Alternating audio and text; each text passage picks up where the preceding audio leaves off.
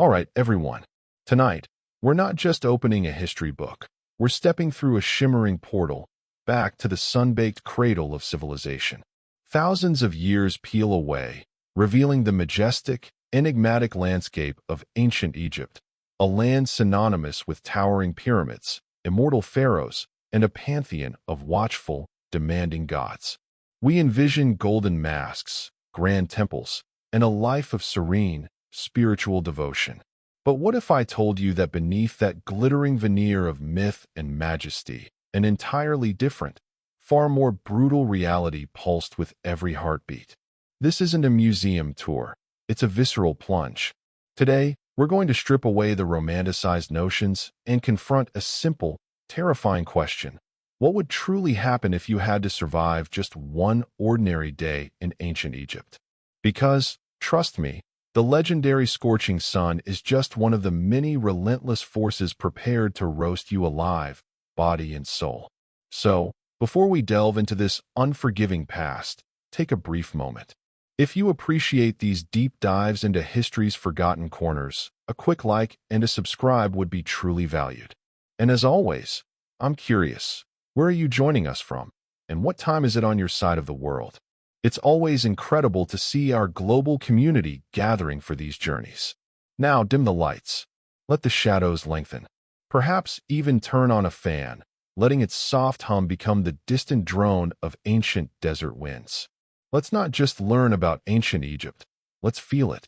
Welcome, indeed, to the land of pyramids, gods, and an utterly relentless, inescapable ultraviolet violence. You haven't even opened your eyes, and the day's first assault has already begun. A merciless, blinding shaft of golden light pierces the gaps in your humble reed-and-mud hut, striking your face like a physical blow. There are no silk curtains to draw, no elegant wooden shutters, and certainly no hum of an air conditioner. This isn't just sunrise. It's Ra, the mighty sun god, announcing his absolute dominion, auditioning for the role of the most unforgiving deity in the pantheon. By what most of us would consider breakfast time, the raw, unbridled heat of the desert is already baking everything. Your home, your few possessions, and most certainly you. You lie on a scratchy straw mat, thinly cushioned by a linen sheet that offers more of a polite suggestion of comfort than any actual protection. That gentle, cooling Nile breeze you saw in all the glossy travel documentaries? It's a myth, a wistful whisper from a bygone era, probably having expired sometime around 2800 BC. The air in your hut is still and thick, a palpable blanket of warmth that promises nothing but more to come.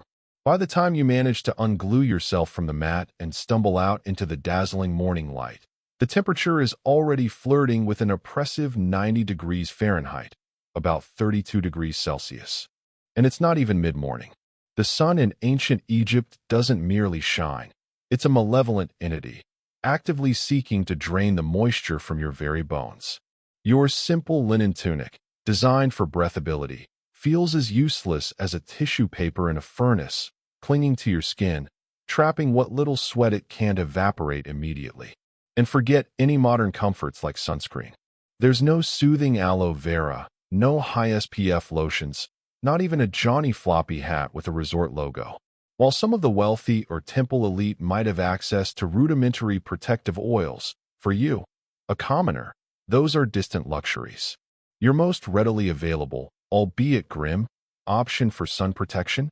Smearing yourself with thick river mud or, in extreme desperation, even crocodile dung. The theory is that these natural plasters might form a protective layer, theoretically preventing you from turning into a human torch. But that's a big might, a desperate gamble against the sun's unyielding power. By midday, the very stones beneath your bare feet are hot enough to cook lentils, radiating an unbearable heat upwards. Shade isn't a given. It's a desperate, fleeting luxury. Trees are so rare they might as well be mythical creatures. You might find a sliver of temporary reprieve by pressing yourself against the thick wall of a mud brick house. But even that wall, by now, is radiating its own stored heat, practically sweating under the relentless bombardment. You, meanwhile, Look and feel as though you've been inadvertently left in a slow clay oven, every pore screaming for relief, your throat already parched. And heaven forbid you utter a single complaint. Ra, the incandescent sun god himself, is not merely observing, he is judging. In this era, the sun isn't just a weather phenomenon. It's the physical manifestation of divine authority. The more blistering the heat, the more powerfully and favorably Ra is believed to be feeling, his divine essence permeating the very air. So, if you find yourself melting, your mind hazy with dehydration, consider it a perverse spiritual compliment, an acknowledgement of Ra's omnipresent might. To survive just this morning in ancient Egypt demands not only copious hydration and a deep well of humility, but an almost ironclad, superhuman tolerance for feeling like a thoroughly roasted chicken every minute of every hour. And remember, you've only just managed to peel yourself off that scratchy straw mat. After a truly wretched night and a sun-drenched, stifling morning, the good news flickers like a distant mirage. The mighty Nile, the very artery of ancient Egypt, is just a short, dusty walk away. The bad news? You can already smell it long before its shimmering expanse comes into view. This isn't the pristine, life-giving river from the hymns. It's a pungent, complex aroma that strikes your nostrils like a gut punch, a potent cocktail of stale fish market, a perpetually overflowing latrine, and the stagnant, fecund scent of a swamp after a particularly long drought. The banks of this sacred river are a chaotic, buzzing hive of activity. Flies, thick as a shroud, swarm in clouds. Frogs croak with primal abandon, and a host of other unidentifiable, multi-legged creatures skitter and slither across the sun-baked mud. Yet, this is your bath. This is where you, like everyone else, must perform your daily ablutions. Modern soap is still millennia away from invention, and even if it existed, its cost would be far beyond your meager means. Instead, you embrace the freshest, most abrasive cleansing technology of the day, coarse river sand. This is exfoliation the ancient Egyptian way. You scoop handfuls of gritty silt, rubbing it vigorously over your sticky, sweat-caked skin. It's like nature's sandpaper, a gritty, stinging massage that scours off some of the grime, but leaves you feeling more raw than truly clean. Your skin tingles, but it's a distant cry from the refreshing lather of a modern shower. Washing clothes is an equally unglamorous affair, also conducted directly in the Nile. By washing, we mean you're pummeling your precious linen tunics against smooth river stones, grunting with effort, all the while casting nervous glances into the murky depths. You're not just trying to get your garments clean. You're praying to Sobuk, the crocodile god, hoping that he doesn't mistake your flailing laundry for a tasty midday snack. The ever-present threat of a snapping jaw lurks just beneath the surface, a constant, chilling reminder of the river's wild nature. And to add another layer of fun, let's not forget the periodic, unavoidable surges of sewage runoff from upstream villages. Remember, this is the communal artery. People, livestock, and even the occasional ceremonial funeral boat, carrying the recently deceased, all share its waters. And yet, somehow, against all modern sensibilities, this is considered clean enough. You scrub, you rinse, and you emerge feeling marginally less sticky, but now with a heightened, prickling anxiety about invisible parasites, or, worse, the tiny, blood-sucking leeches that might have latched onto your ankles. If you're among the fortunate few, perhaps a city dweller in a bustling metropolis like Memphis or Thebes, you might have access to a public basin or cistern, a slightly cleaner, though still communal, option. But for the vast majority, it's the Nile or nothing. And privacy? That's a concept reserved for the gods. This is a public stage, a bathing space shared not just by families and neighbors, but by goats, donkeys, and the occasional ibis, pecking around your bare feet with an air of entitlement, as if it's paying rent. Once your bath is complete, you fill heavy ceramic water jars, carefully balancing them on your head. The journey back to your mud brick home is a delicate dance, a daily ritual performed with a practiced gait. ensuring every precious drop of water reaches its destination before the midday sun has a chance to turn the clay into a searing hot vessel. It's a spiritual act, a necessary chore, and, frankly, a slightly traumatic experience, all rolled into one. So, yes, the Nile is undeniably sacred. It feeds you, it cleans you, in a manner of speaking, and it quenches your thirst. But let's not harbor any illusions of a sparkling, pristine oasis. In reality, it's part life-giving miracle, part undeniable biohazard. And critically, it's absolutely all you've got. By now, you've endured your bath in the crocodile-infested Nile, sandpapering yourself into a state of semi-cleanliness. Your skin feels raw, your limbs heavy, and your body, despite the fleeting respite of the river, feels like a thoroughly baked figure. It's time for breakfast, the most vital, yet utterly unglamorous, meal of your ancient Egyptian day. Let's recalibrate your expectations entirely. There are no fluffy eggs Benedict, no vibrant fruit bowls, and certainly no refreshing iced lattes. Breakfast in this era isn't a leisurely culinary event. It's a grim, tactical refueling operation, a primal act of survival. You might perch on a low, unsteady stool if your household possesses such a luxury, but more likely, you're squatting uncomfortably in a corner, just like everyone else. The undisputed centerpiece of this morning ritual is bread. Piles of it. This isn't the artisanal, airy sourdough you might dream of. No, this is dense, coarse, often astonishingly chewy, so much so it feels like gnawing on a hardened leather sandal. It's primarily made from emmer wheat or barley, baked in rudimentary clay ovens that, more often than not, double as temporary residences for the local rat population. And don't be surprised, in fact, expect to find a gritty, unwelcome crunch in your slice. That's not a fancy new topping. It's an unavoidable, uninvited ingredient, pulverized from the sandstone grinding stones used to mill the grain. A daily dose of minerals, you could grimly joke, as you feel your teeth slowly, relentlessly wearing down. Then comes the beer. But stifle any thoughts of a crisp, bubbly craft ale. This is beer in its most ancient, elemental form. Thick, profoundly cloudy, and lukewarm. It's less a refreshing pint and more a viscous, liquid bread, an unsophisticated gruel with a faint, sour taste that whispers of fermented cereal and the sheer, unyielding will to survive. It's packed with calories, providing much-needed energy, and is vaguely, but reliably, alcoholic. Even the children drink it. This isn't about being edgy or indulgent. It's a critical matter of public health. The brewing process involves boiling, which effectively eradicates the parasites and waterborne pathogens that infest the Nile, a river which, as we've just discussed, functions quite effectively as an enormous petri dish.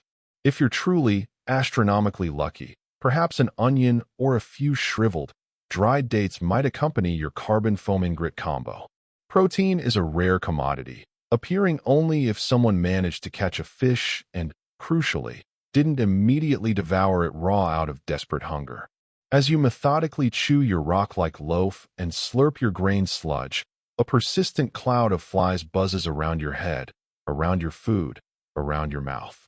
To them, this entire scene is a lavish buffet, and you are merely part of the scenery. You swat at them reflexively with one hand, holding your heavy earthenware cup with the other, trying desperately not to dwell on the stark reality. This meager, unappetizing fare is likely the best, most substantial meal you will consume today. Breakfast in ancient Egypt serves no artistic or Epicurean purpose. It is pure, brutal function.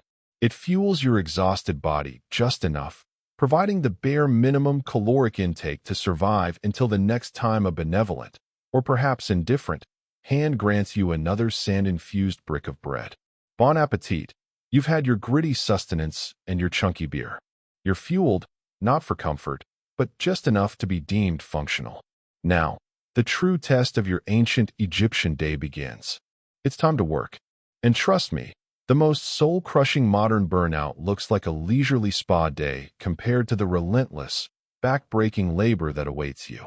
Unless you are a fortunate scribe, a revered priest, or a member of the royal family. And let's be brutally honest, you are almost certainly not. Your existence is defined by pure muscle, bone-deep fatigue, and an omnipresent cloud of dust. There's no air-conditioned cubicle to retreat to, no 15-minute coffee breaks, no ergonomic chairs designed to spare your aching spine.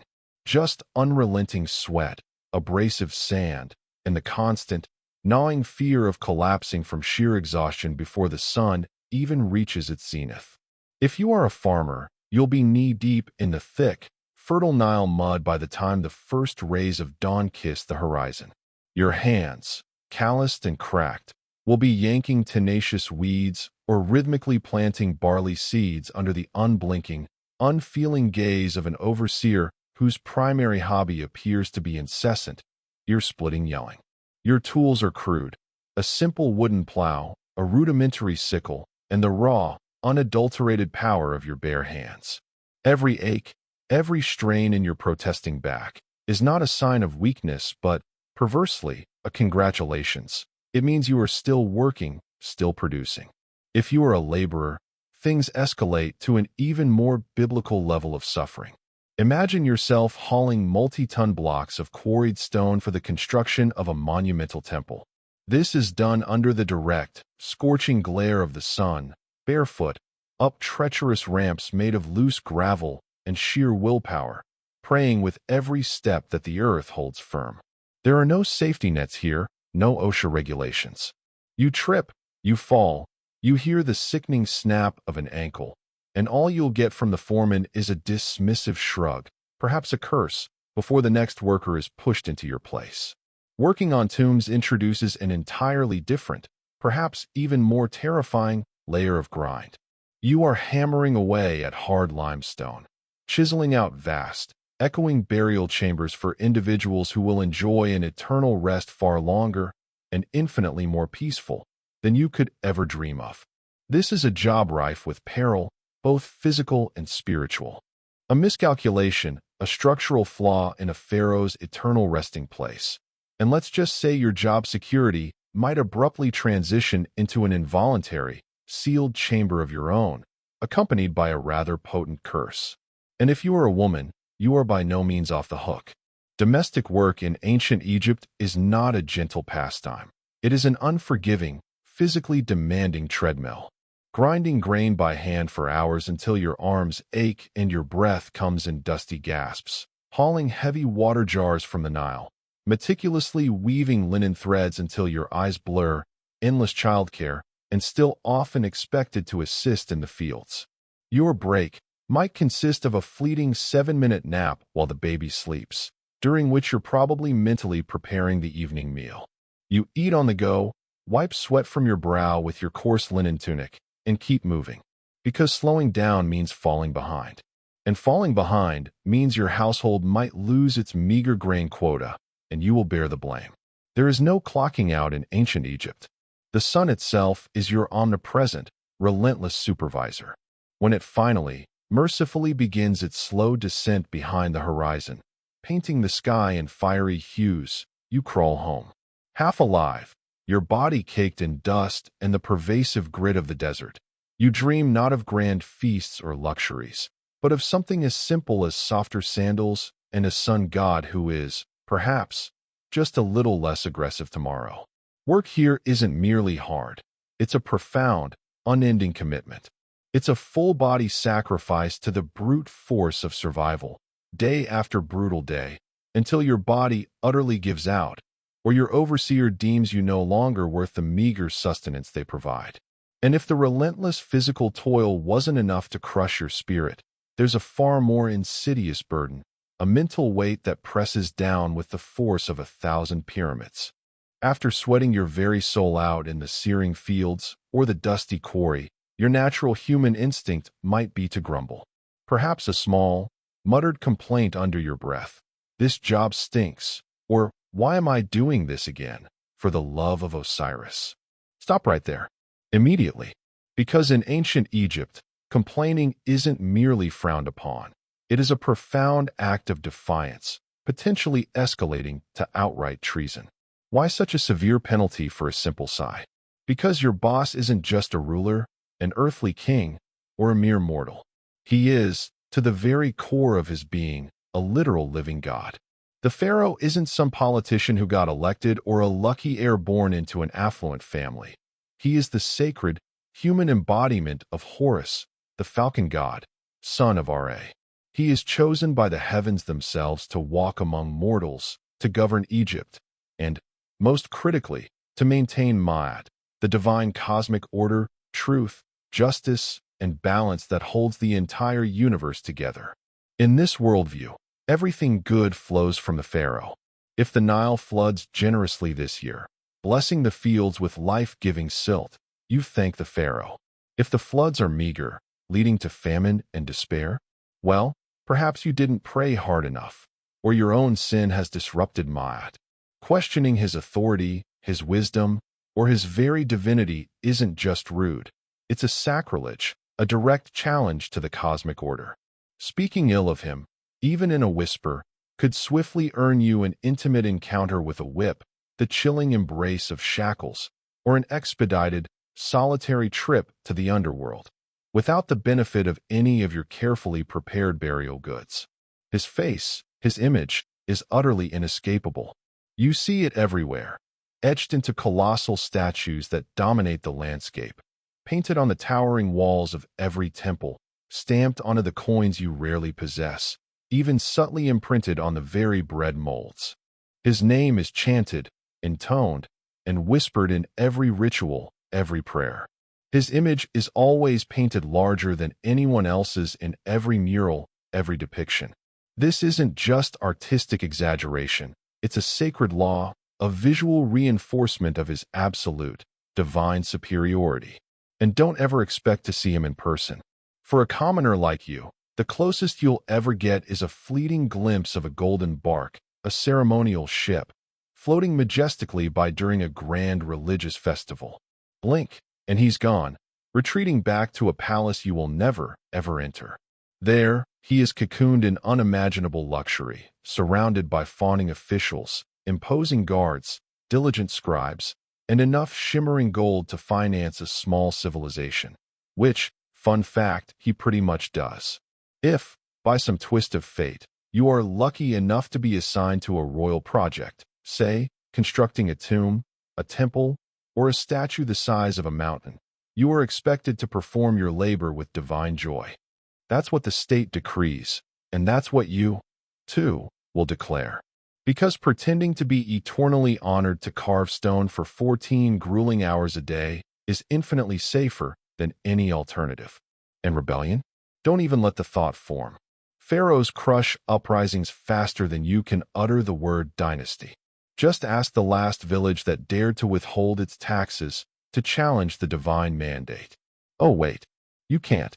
That village no longer exists, its name erased, its people scattered, or worse, a chilling testament to the pharaoh's swift, absolute power. So, yes, the pharaoh is divine, utterly untouchable. And you? You are merely lucky to be permitted to sweat and toil in his glorious name. Now back to work. And smile. Ra is watching. If you thought merely surviving under the unrelenting blaze of the sun was your biggest challenge, prepare for a far more intimate and pervasive enemy, sand. In ancient Egypt, sand isn't just part of the landscape. It is your uninvited roommate, your relentless coworker, and ubiquitous seasoning in every meal, and ultimately, your quiet, insidious mortal enemy. It is absolutely everywhere. In the folds of your meager clothes, in the rough fibers of your straw bed, deep within every mouthful of food. There is, quite literally, no escaping it. You could be toiling in the fields, prostrating yourself in prayer, trying to snatch a moment of sleep, or simply haggling in the bustling market. And then, without warning, a sudden, scorching gust of wind will sweep through, lifting the fine desert particles and transforming your face into an unwilling, grainy exfoliation experiment you most certainly did not ask for.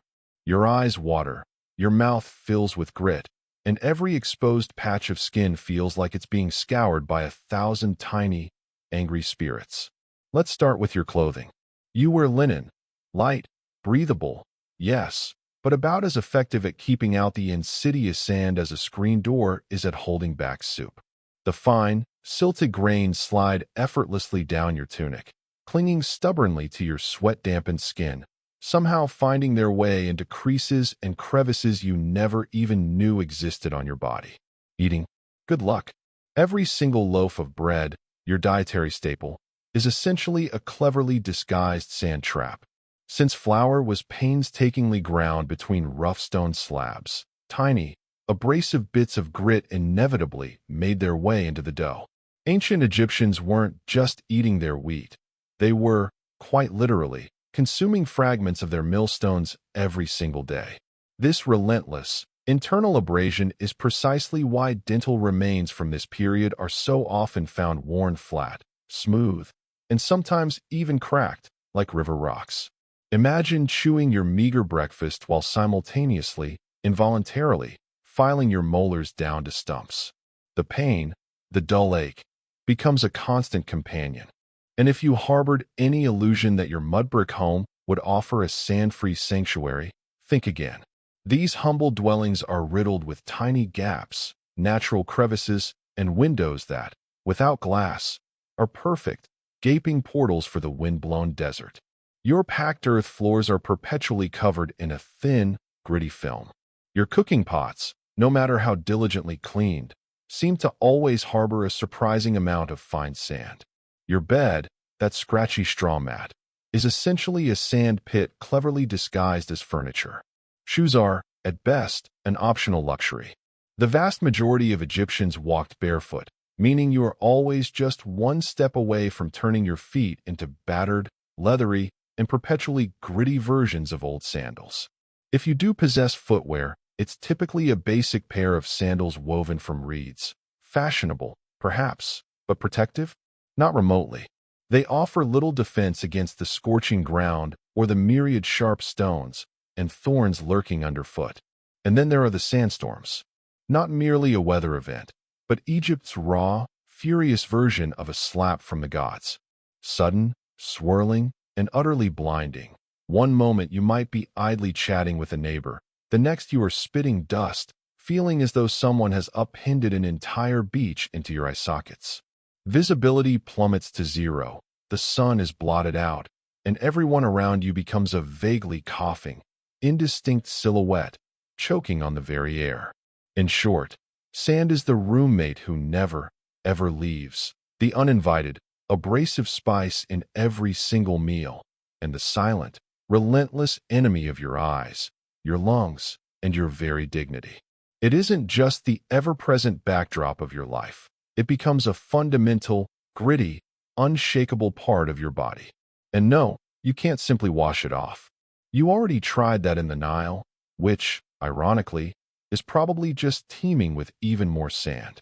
In ancient Egypt, religion isn't merely a weekend activity or a polite social custom. It is the very operating system for your entire existence, an intricate, interwoven tapestry that dictates everything from your daily tasks to your diet, your hygiene routine, and even your most private bedtime rituals.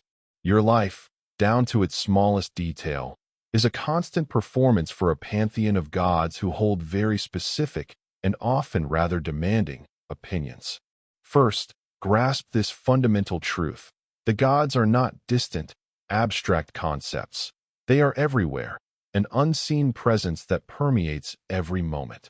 Your town, however humble, likely boasts temples dedicated to a dozen different deities, each responsible for some vital function of the cosmos and your mundane life. There's Ra, who doesn't just pilot the sun across the sky, but commands it like a divine, fiery Uber driver. Thoth, the ibis-headed god of wisdom, presides over scribes, knowledge, and the intricate calculations of the moon calendar. Sobuk, a terrifying hybrid of man and crocodile, an embodiment of nightmare fuel, literally guards the treacherous waters of the Nile. And Batet, the elegant cat goddess, is essentially in charge of public relations, radiating feline grace and protection. Personal freedom, in the modern sense, is a foreign concept. Your entire daily routine revolves around the meticulous process of pleasing these powerful entities. You wake up, and your first thought is to thank Ra for the gift of another day's light. You might spill a bit of your precious beer as an offering, or perhaps murmur an apology to Hathor, the cow goddess of love and joy, for some unknown transgression. If you stub your toe, you might curse, but only quietly, lest you attract a malevolent spirit with a grudge, or worse, displease a minor god of household order. Before every meager meal, a small portion of food is ritually offered to the gods. Before collapsing onto your straw mat for bed, you offer fervent prayers that Set, the unpredictable god of chaos, doesn't decide to toss your humble house into existential disarray overnight. Even death is not an end, but merely a meticulously bureaucratized transition. Funerals are not single-day events. They are multi-day, multi-phase affairs where the deceased must undergo a series of arduous tests, cleverly navigate past terrifying demons, and ultimately prove, beyond a shadow of a doubt, that they lived a morally decent life, or risk eternal obliteration. Speaking of the afterlife, ancient Egyptians took it with an earnestness that bordered on obsession. You don't simply die and move on. No, you must meticulously navigate a judgment process involving your heart being weighed against the feather of Ma'at, the very symbol of truth. If your heart, believed to be the seat of your soul and conscience, is heavier than that delicate feather due to a lifetime of lies, cruelty, or perhaps simply stealing someone's goat, you are devoured on the spot by a mit, a chimeric beast with the head of a crocodile, the body of a lion, and the legs of your absolute worst nightmare. Yes, even in death, you are still very much on spiritual probation. But here's the unexpected twist. This incredibly complex and often terrifying belief system wasn't solely about fear. It was also, paradoxically, a source of immense comfort. Egyptians believed that every life was an integral part of a grand cosmic balance. And if you diligently followed the rituals, upheld the principles of Ma'at, and lived a life of truth and order, you had a genuine chance at a peaceful, eternal existence, a glorious field of reeds, a paradise complete with endless food, reunion with family, and perhaps even your own boat. Of course, the wealthier you were, the more lavish your tomb preparations, the more powerful the priests you could employ, and, it seemed, the more the gods seemed to notice you. Temples were massive, opulent structures. Their priests wielded immense temporal and spiritual power. Peasants, like you, could only hope that the gods were feeling particularly generous that day. Because in ancient Egypt, faith isn't optional. It is your inherent job description, your only true insurance plan against chaos, and your utterly indispensable travel itinerary for the next life. So, after a long, arduous day, you've inevitably stepped on something sharp and festering, been bitten by an unidentifiable, buzzing insect, or perhaps simply caught one of the myriad contagious diseases that are, in ancient Egypt, simply considered an ordinary Tuesday. It's time to seek medical care. Just don't expect the sterile environment of a modern clinic, or even the brief comfort of a waiting room. You are about to embark on a healing journey fueled by a potent, often terrifying, combination of ancient spells, crude herbal remedies, and an unshakable, desperate optimism. Your first step is to seek out a doctor who is often also a priest or a skilled village elder. And to be fair, Egyptian physicians were, in many respects, among the most advanced in the ancient world. They possessed sophisticated surgical tools, meticulously compiled medical texts documenting various ailments, and a surprisingly decent, albeit incomplete, understanding of human anatomy. But here's the critical catch. Science in ancient Egypt was never separate from magic and the divine. The two were inextricably intertwined. You might be given a poultice, a thick, unappetizing paste made of honey, perhaps a bit of moldy bread, which, fascinatingly, contained early penicillin-like properties, and an array of crushed, potent herbs. Honey, we now know, is a natural antibacterial. So, this concoction might actually work, to a limited degree. But before it's even applied, the healer will invariably launch into a guttural, protective spell, chanting ancient words to ward off malevolent spirits, just to be absolutely safe. Because you never truly know when those excruciating stomach cramps are merely bad food, or actually the insidious work of a spiteful ghost or an angry, vengeful god. Got a pounding headache that threatens to split your skull? You might find yourself enduring a dose of crushed onions vigorously rubbed into your scalp, while the healer recites a soothing hymn to Thoth, god of knowledge and healing. A persistent toothache?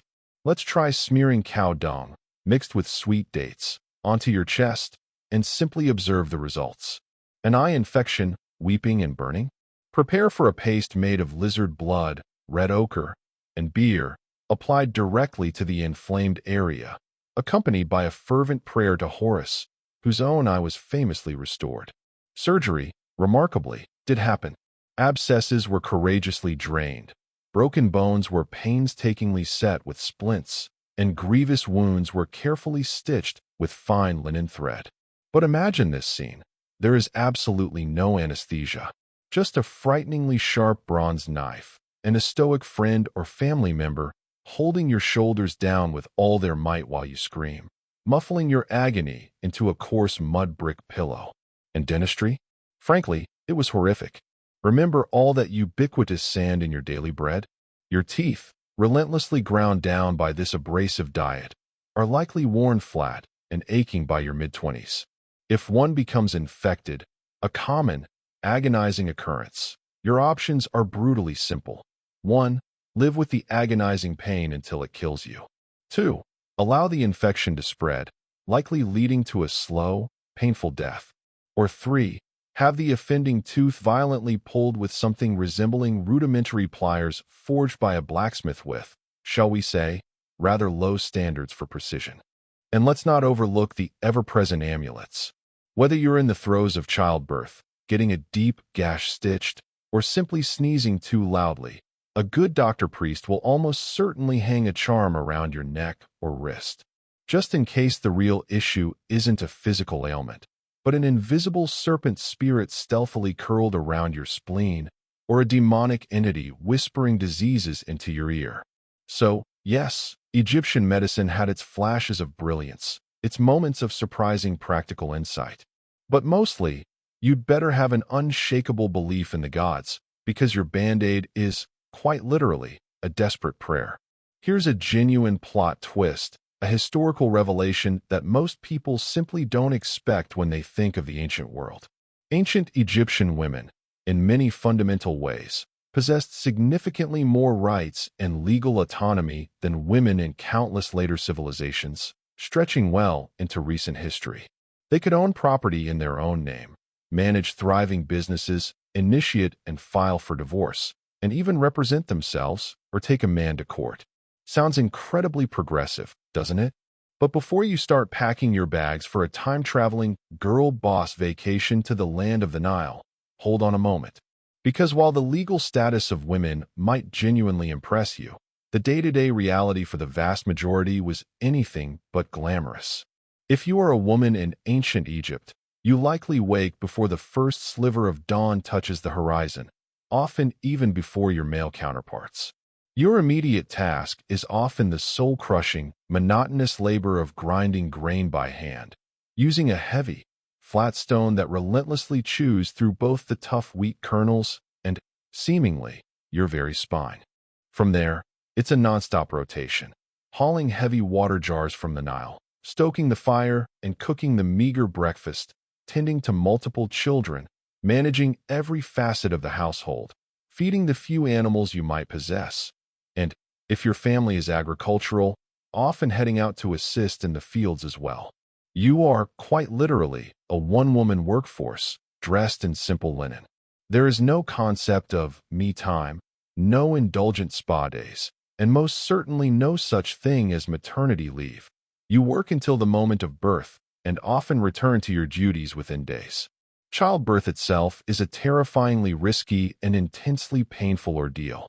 Midwives are present and helpful, offering what comfort they can, but there are no epidurals to numb the agony, no disinfectants to prevent deadly infections, and certainly no calming push playlists featuring relaxing harps. You give birth in a stifling hot room, surrounded by burning incense and murmured prayers, desperately hoping for a healthy child, and, just as crucially, not too much bleeding for yourself. Let's briefly touch on fashion. Your simple linen dresses are light and breathable, perfect for the heat, but there's no underwear beneath them. And for most, no shoes to protect your feet from the scorching earth and the omnipresent grit. The sun doesn't just tan your skin, it scorches it. The sand grinds into every pore, and the endless parade of biting insects views you as an all-you-can-eat buffet. Want to apply makeup? Great. Egyptian women were renowned for their cosmetics, using kohl to line their eyes and pigments for their lips and cheeks. But that kohl is often lead-based, applied with slender sticks that look suspiciously like glorified toothpicks. While visually striking, its long-term health effects are, predictably, dire. Of course, if you are fortunate enough to be born into a wealthy family, your reality is significantly better.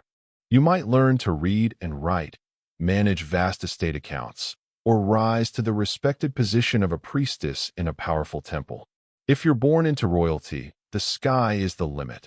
You could even ascend to become pharaoh, like the formidable Hatshepsut or the legendary Cleopatra, who ruled with undeniable brilliance and, let's be honest, absolutely terrifying eyeliner. But if you are poor, your legal status, while progressive, remains largely overshadowed by your physical reality. You work, you sweat, you bend, you carry, you give birth, you bury your dead, and you pray endlessly. You are not chained by law, but by the far more powerful, unbreakable chains of sheer survival. Yet, crucially, Egyptian women did possess agency. They could speak their mind in court, retain their inheritance, and, unlike in many other ancient societies, they did not become the property of their husbands upon marriage. Compared to so many other cultures of the ancient world, this was monumental. So, yes, ancient Egyptian women had rights, tangible and groundbreaking. But comfort? That, my friends, was largely reserved for the idealized statues and the ethereal goddesses. Not for the flesh and blood woman elbow-deep in dough, perpetually swatting flies off a clamoring toddler while the sun beats down. You've somehow, miraculously, made it through another grueling, sun-baked, sand-choked day in ancient Egypt. You've swallowed your gritty bread, hauled your heavy water buckets, deftly avoided the wrath of both overseers and gods, and maybe even dodged a blinding sandstorm. Time to finally relax, to find a moment of peace, right? Absolutely, unequivocally wrong. Because in ancient Egypt, your true, ultimate test, the most significant challenge of your entire existence, doesn't begin until after you draw your last, dusty breath. Death here is not the tranquil end. It is merely the beginning of an incredibly intricate, bureaucratic, and multi-phase journey through the mysterious, perilous underworld. And if you thought the human labor overseer was strict, wait until you meet the divine, unyielding gods of judgment. First, your soul, your very essence, embarks on a terrifying voyage to the Hall of Maat.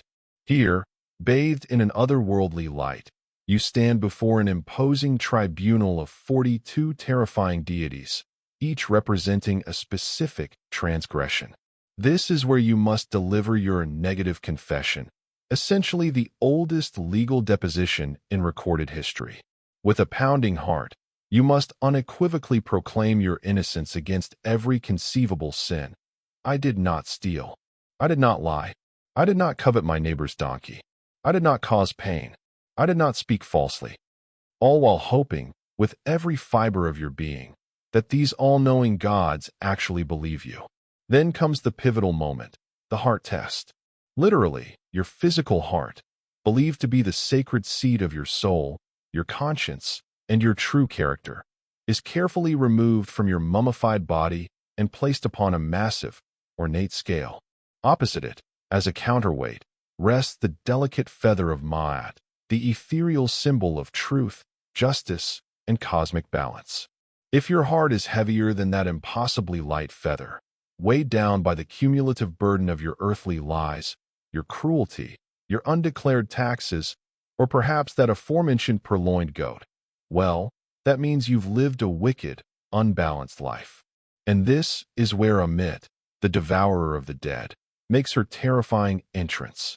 Part ferocious lion, part formidable crocodile, part immense hippopotamus, she is all terrifying.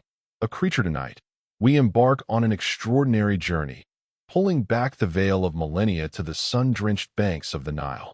This isn't the ancient Egypt of gilded artifacts and serene pharaohs often depicted in textbooks, but a raw, visceral reality. A civilization famed for its monumental pyramids, its god-kings, and deities who seemingly held dominion over every facet of existence. Yet, beneath the shimmer of gold masks and the imposing grandeur of its temples, a far more arduous truth beats like the relentless desert sun. The question we're posing today is stark. What would it truly be like to experience just one single day in ancient Egypt? Because, as you're about to discover, the scorching sun isn't the only force that threatens to consume you whole. So, before you settle into the illusion of comfort, please take a moment to hit that like button and consider subscribing to the channel. Only do so, of course, if you genuinely find value and enjoyment in the stories we uncover here. And I'd love for you to share in the comments section where you're tuning in from and what time it is in your part of the world. It's always truly captivating to witness the global tapestry of our community. Now, go ahead and dim those lights. Let the shadows lengthen around you. Perhaps even switch on a fan, allowing its gentle hum to serve as a subtle, almost hypnotic backdrop. Let's collectively ease our way into tonight's profound journey. Welcome to ancient Egypt, the storied land of pyramids, of omnipresent gods, and an almost unrelenting, ultraviolet violence that permeates everything. Before your eyelids even begin to flutter open, the unforgiving desert sun is already aggressively assaulting your humble reed hut. It blasts through the thin, woven walls and the gaps in the roof, behaving as if it's fiercely auditioning for the role of an all-powerful, wrathful sky god. There are no delicate linen curtains to soften its assault, no intricate lattice shades to diffuse its intensity, and most certainly no blessed whisper of air conditioning. Just the raw, undiluted, and utterly merciless heat of the desert itself, already baking every surface, every object, and crucially, you, long before the concept of breakfast even enters your heat-addled mind. You lie prone on a straw mat, rough and unyielding against your skin, covered by a linen sheet that offers more of a faint suggestion of protection than any actual barrier from the elements. That promised Nile breeze, the one so romantically invoked in countless travel documentaries, it's utterly gone. Most likely, it vanished sometime around 2800 BC, a casualty of time and the relentless heat. By the time you manage to stumble, half-blinded, outside your dwelling, the temperature is already aggressively flirting with the 90 degrees Fahrenheit mark, or approximately 32 degrees Celsius. And mind you, this isn't even mid-morning. The day has barely begun its ascent to inferno. The sun in ancient Egypt doesn't merely shine, it launches a full-scale assault. Your thin linen tunic, meant to offer some respite, is utterly useless. It feels less like clothing and more like wearing a single ply of tissue paper inside a furnace. And the very idea of sunscreen? Don't even allow it to cross your parched mind. There's no soothing aloe vera, no industrial-strength SPF 50, not even a whimsical, wide-brimmed floppy hat adorned with a logo from some fantastical beach resort. While it's true that some ancient Egyptians, particularly the elite, did possess protective oils crafted from plant extracts, unless you happen to be a member of the privileged wealthy class or hold a revered position within a temple, you're utterly out of luck. Your most viable, if utterly desperate, option? To smear your exposed skin with a thick layer of mud, or, even more grimly, crocodile dung. These dubious concoctions, by some anecdotal account, might just prevent you from spontaneously combusting into a human torch. And here, that might carries all the weight of a desperate prayer. By the unforgiving zenith of midday, the very stones beneath your feet radiate enough heat to perfectly cook a batch of lentils. Shade, you realize with a pang of longing, is an unimaginable luxury. Trees are so scarce as to be almost mythical. You might find a fleeting moment of respite by huddling behind the thick, mud brick wall of your home. But even that humble barrier is visibly sweating by now, radiating its absorbed heat back at you. You, on the other hand, have begun to resemble a forgotten offering inside a clay oven, utterly parched and sizzling. And heaven forbid you voice a single complaint. Ra, the mighty sun god, is omniscient, forever watching. In ancient Egypt, the sun was far more than mere weather. It was the tangible embodiment of divine authority. The more blistering the day, the more potent and formidable Ra was clearly feeling. So, if you find yourself quite literally melting into a puddle, consider it a profound spiritual compliment. In essence, merely surviving one single day in ancient Egypt demands an almost superhuman capacity for hydration, an unwavering humility in the face of divine power, and an ironclad tolerance for feeling perpetually like a roast chicken. And let's not forget, this is merely the morning. You've just managed to extricate yourself from your scratchy straw mat, not so much a bed as a ground-level torture device.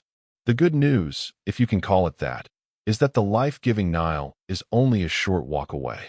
The bad news, you can already detect its distinct odor long before its shimmering expanse comes into view.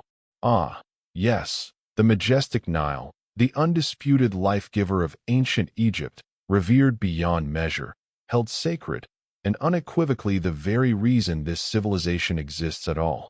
But let's cast aside the romanticized notions for a moment and be brutally honest.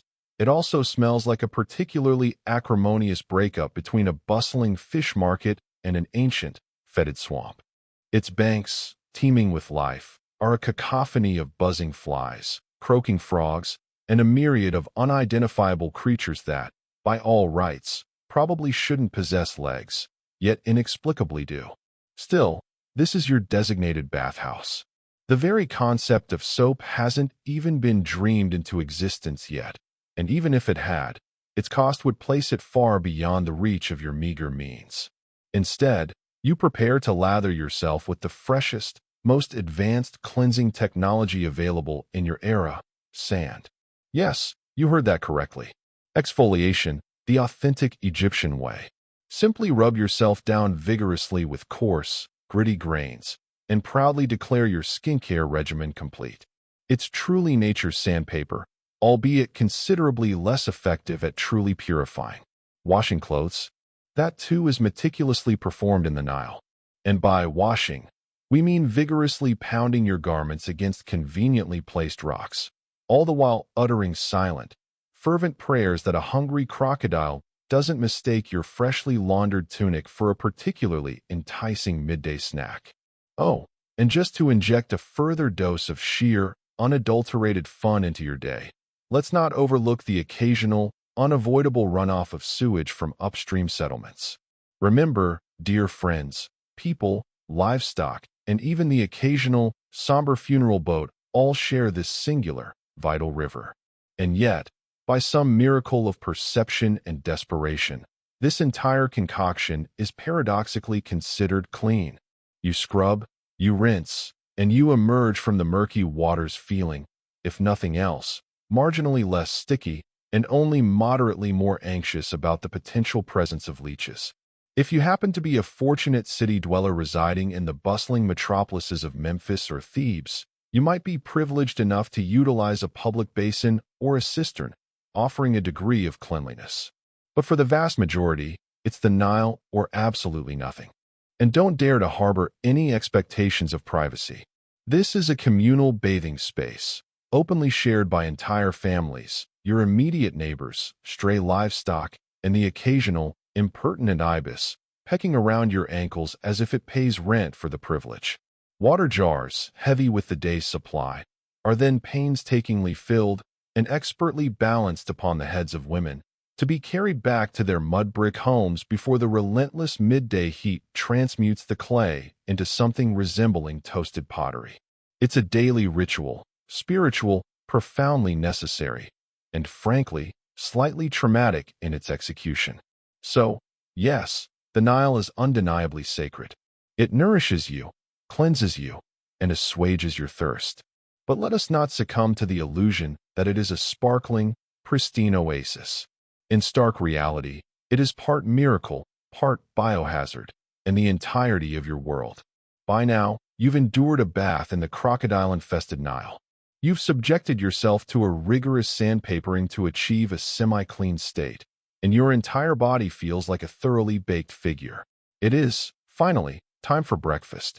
The most fundamentally important, yet undeniably least glamorous, meal of your ancient Egyptian day. Let us immediately recalibrate our expectations. There will be no decadent eggs Benedict, no vibrant fruit bowls brimming with exotic produce, and absolutely no refreshing iced lattes. Breakfast in ancient Egypt is less of a culinary event and more of a tactical, rudimentary refueling operation designed solely for survival.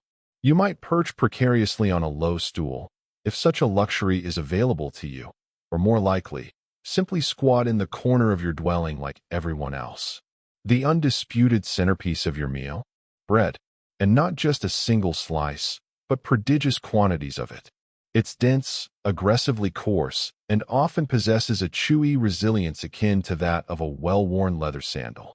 This staple is painstakingly crafted from emmer wheat or barley, baked in rudimentary clay ovens that may or may not be shared, in a symbiotic if unsanitary fashion, with the local rodent population.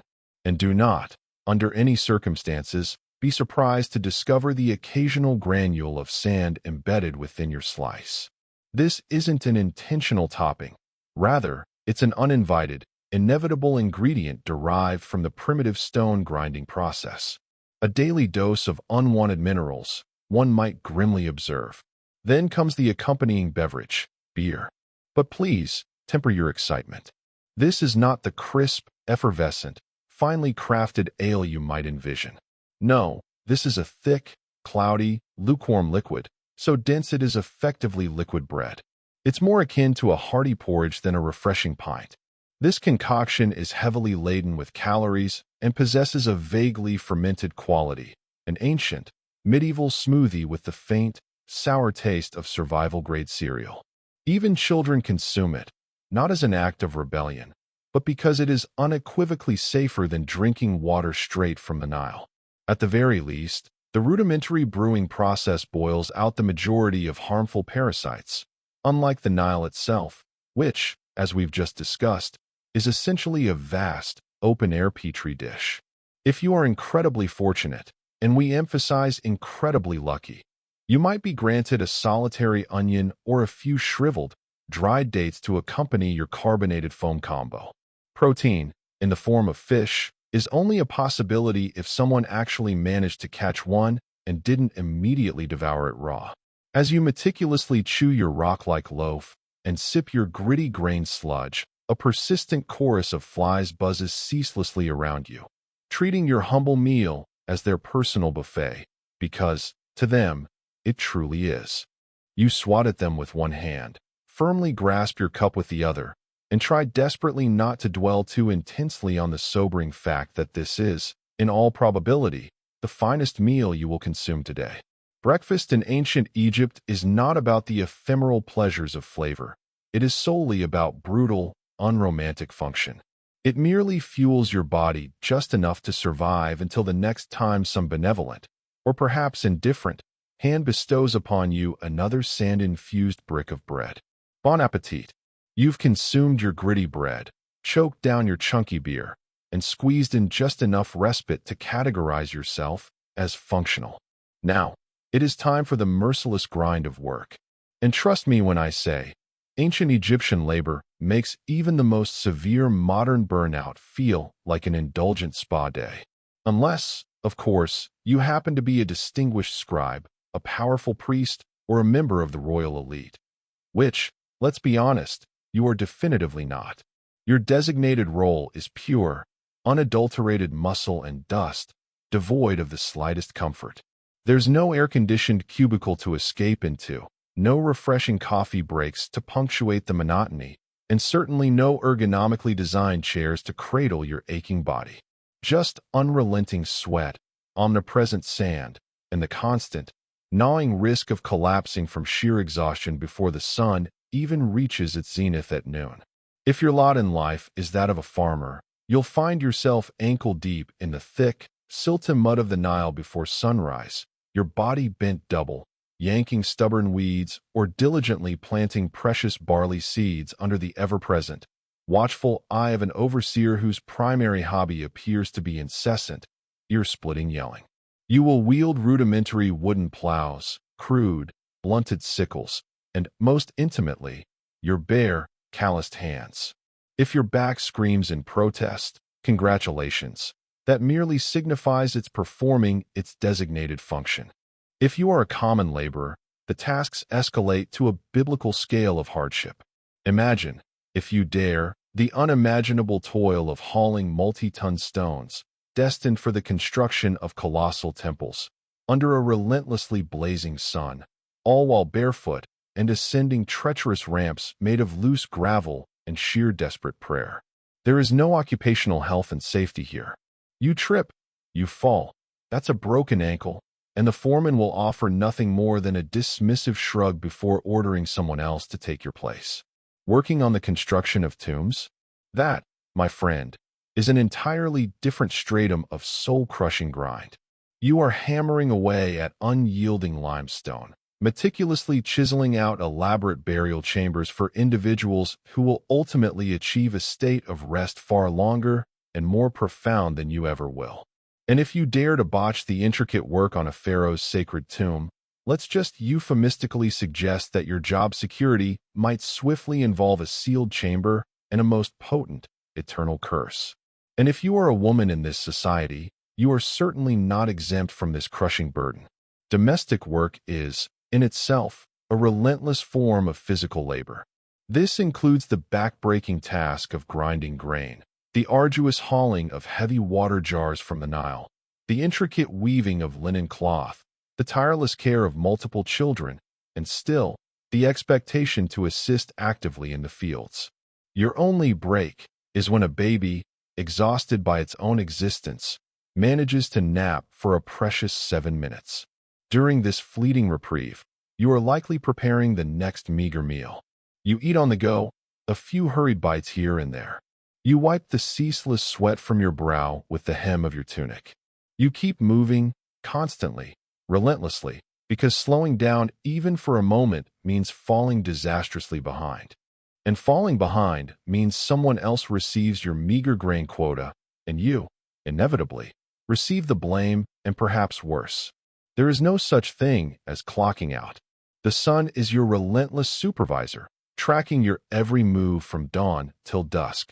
When it finally, mercifully, sinks below the horizon, you crawl home, half alive, your body caked in dust, and your mind filled with wistful dreams of softer sandals and a significantly less aggressive sun god. To question his unassailable authority isn't merely an act of rudeness, it is outright blasphemy.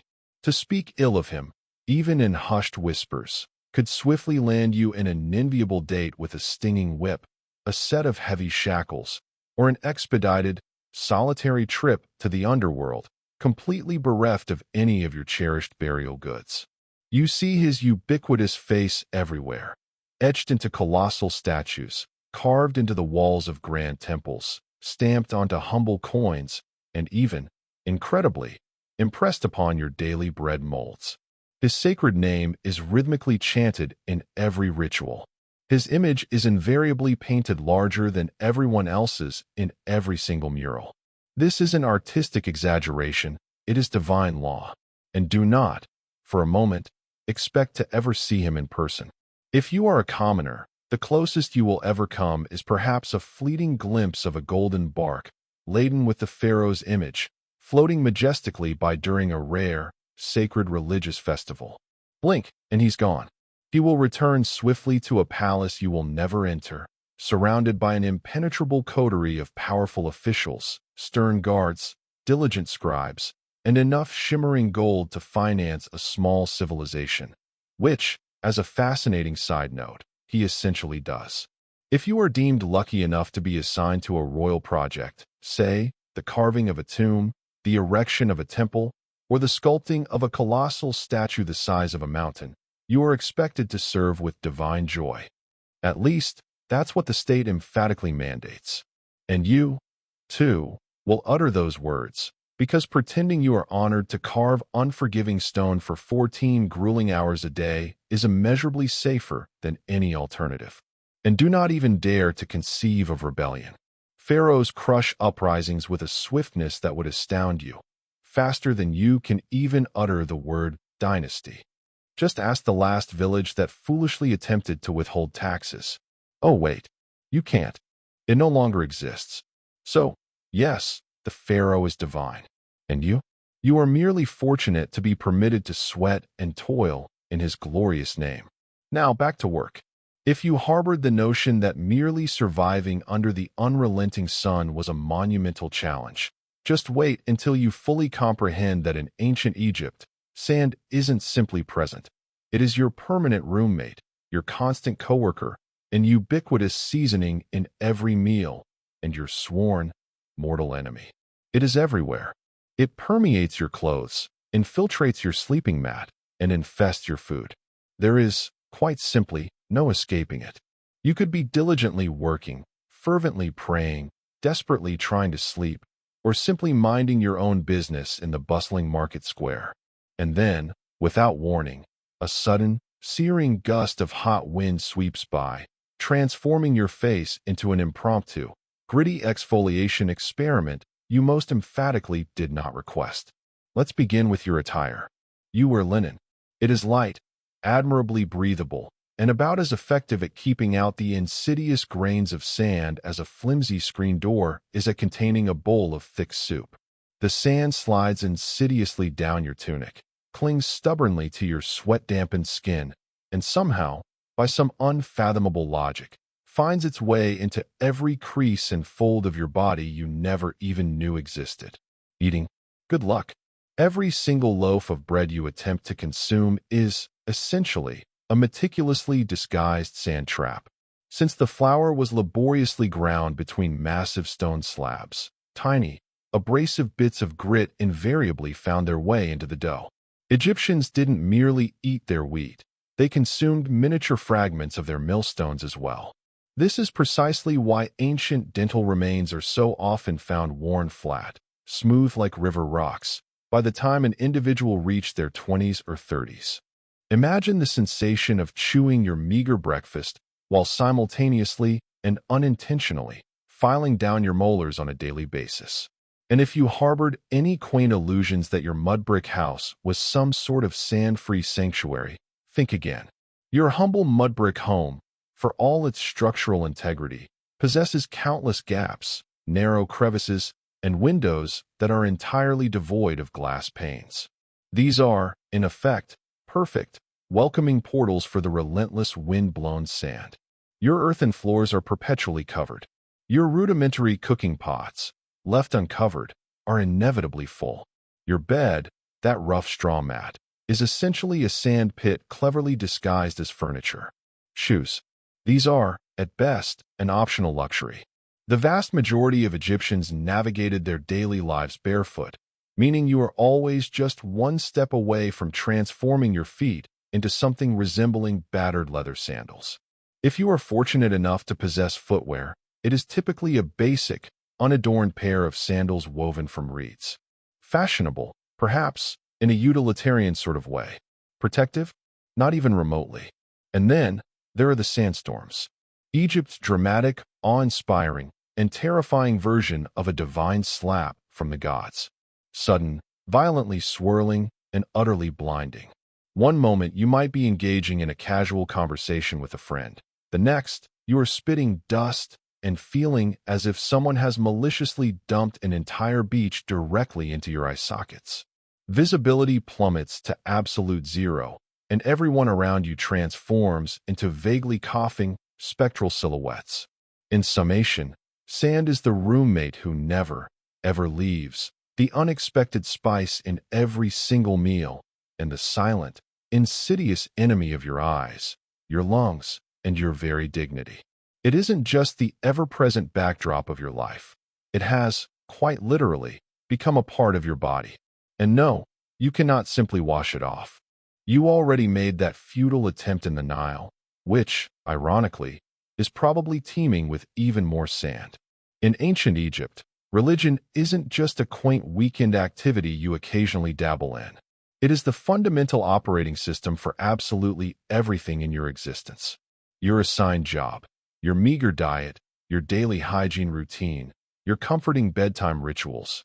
All are meticulously dictated by a pantheon of gods who seem to possess very specific, and often demanding, opinions on the minutiae of human life. First, grasp this immutable truth: the gods are everywhere.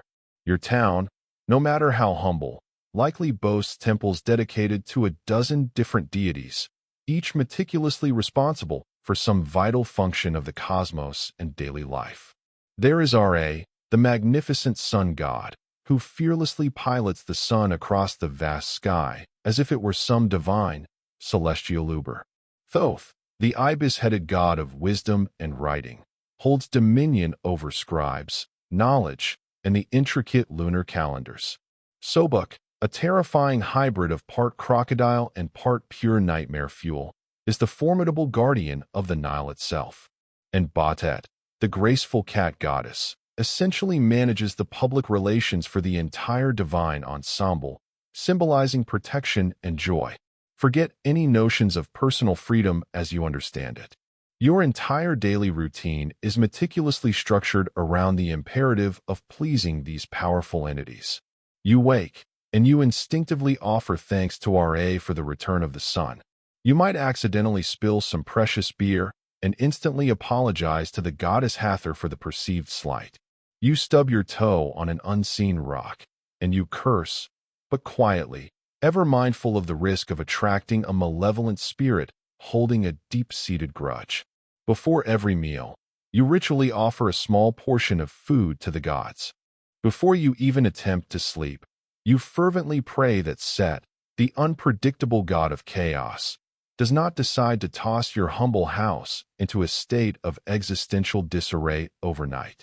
Even funerals, far from being simple ceremonies, are multi-day affairs, during which the deceased must meticulously pass a series of complex tests, skillfully avoid malevolent demons, and unequivocally prove that they lived a morally decent life, or risk eternal erasure from existence. Speaking of the afterlife, ancient Egyptians held an almost obsessive, profound reverence for it. You don't merely die and move on to some nebulous unknown. No, you must painstakingly navigate an incredibly bureaucratic, multi-phase journey through the labyrinthine underworld. And if you thought the labor overseer was a strict disciplinarian, just wait until you stand before the terrifying gods of judgment. But here's the crucial twist: this complex, all-encompassing belief system, for all its strictures, wasn't perceived as depressing. Quite the contrary, it was profoundly comforting. Egyptians firmly believed that life itself was an integral part of a grand, cosmic balance. And if you meticulously adhered to the prescribed rituals and unflinchingly upheld Ma'at, the sacred principle of truth, justice, and cosmic order, you stood a very real chance at achieving a peaceful, blissful eternity, complete with an abundance of food, the joyful reunion with family, and perhaps even your own personal boat to sail the ethereal rivers. Of course, the wealthier your standing in life, the more the gods seemed to take notice of your devotion.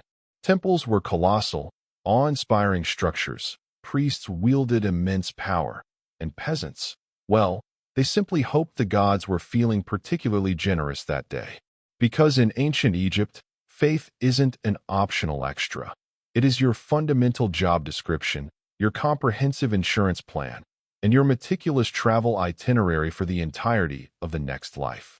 So, you've stumbled in the dark and stepped on something excruciatingly sharp, or perhaps you've been bitten by something strange and unusually aggressive, or, most commonly, you've simply caught something highly contagious, which, in ancient Egypt, is just another Tuesday. It's time to seek medical attention. Just don't arrive with any preconceived notions of a comfortable waiting room, a sterile environment, or even basic antiseptic practices. You are about to be healed with a fascinating, if terrifying, combination of ancient spells, rudimentary herbs, and an almost boundless supply of sheer, desperate optimism. First, you will be escorted to a doctor. And to be fair, for their time, ancient Egyptian physicians were among the most advanced in the ancient world.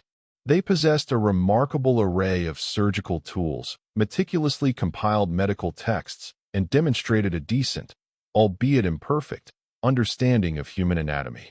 But here lies the crucial catch. Science in ancient Egypt always came with a heavy, inseparable dose of magic and superstition. You might be prescribed a pus-drawing poultice made from the unlikely combination of honey, moldy bread, and various crushed herbs. Honey, remarkably, does possess natural antibacterial properties, and mold, fascinatingly, contains early penicillin-like compounds, so this concoction sort of works. But before the poultice is even applied, the healer will invariably chant a lengthy, protective spell, just to be absolutely certain, because one can never truly know when a debilitating stomach cramp is merely indigestion or, in fact, the malicious work of a spiteful ghost or an enraged god. Do you suffer from a splitting headache? You might receive a dose of crushed onions vigorously rubbed into your scalp, all while someone recites a soothing hymn to Thoth, the god of wisdom. A throbbing toothache?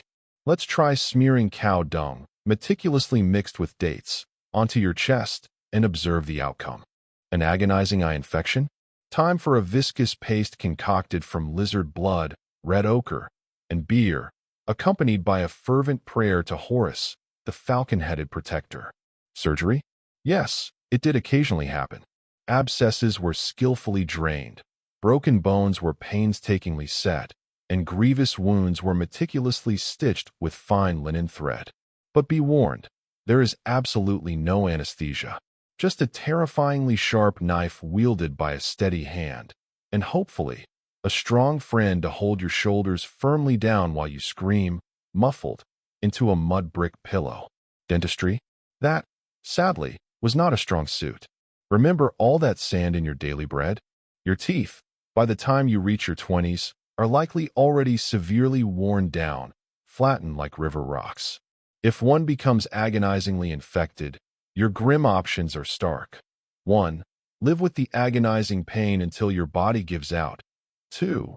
Die from the inevitable infection. Or 3. Have it brutally yanked out with something resembling pliers, hastily forged by a blacksmith with astonishingly low standards. And let's not forget the omnipresent amulets. Whether you are bravely giving birth, stoically enduring stitches, or merely sneezing too loudly, a competent doctor/priest will likely hang a protective charm around your neck. Just in case, the real issue is an invisible serpent spirit coiled malevolently around your spleen. So, yes, ancient Egyptian medicine had its groundbreaking moments, but mostly, you'd better have unwavering faith in the gods, because your ancient band-aid is, quite literally, a desperate prayer. Here's a fascinating plot twist that most people don't anticipate when they think of ancient Egypt. Ancient Egyptian women, remarkably, enjoyed more legal rights and freedoms than many women in numerous later, supposedly more advanced, civilizations. They possessed the legal standing to own substantial property, to independently run their own businesses, to initiate and file for divorce, and even to take a man to court to resolve disputes. Sounds incredibly progressive, doesn't it? But before you eagerly pack your bags for a fantastical time-traveling, girl boss vacation, hold your horses. Because while the legal status they held might genuinely impress a modern sensibility, the day-to-day reality for most women was anything but glamorous or easy. If you were a woman in ancient Egypt, you would almost certainly wake before the first blush of sunrise. Your mornings would begin with the back-breaking task of grinding grain by hand, using a giant, flat stone that, with each repetitive motion, chewed not only through the tough wheat, but also, quite literally, through your spine. After that, it was off to the Nile to haul heavy jars of water, then to meticulously cook breakfast, to lovingly care for a multitude of children, to manage every intricate detail of the household, to feed the livestock, and if circumstances demanded it, to labor tirelessly alongside the men in the fields. You were, in essence, a one-woman workforce, constantly moving, constantly toiling, all clad in simple linen. There was no such thing as me time, no indulgent spa days, and most definitively, no concept of maternity leave. Childbirth itself was an inherently risky, excruciatingly painful ordeal. Midwives were certainly helpful, offering what comfort they could, but there were no epidurals to ease the agony, no sterile disinfectants to prevent infection, and certainly no carefully curated push playlists featuring relaxing harps.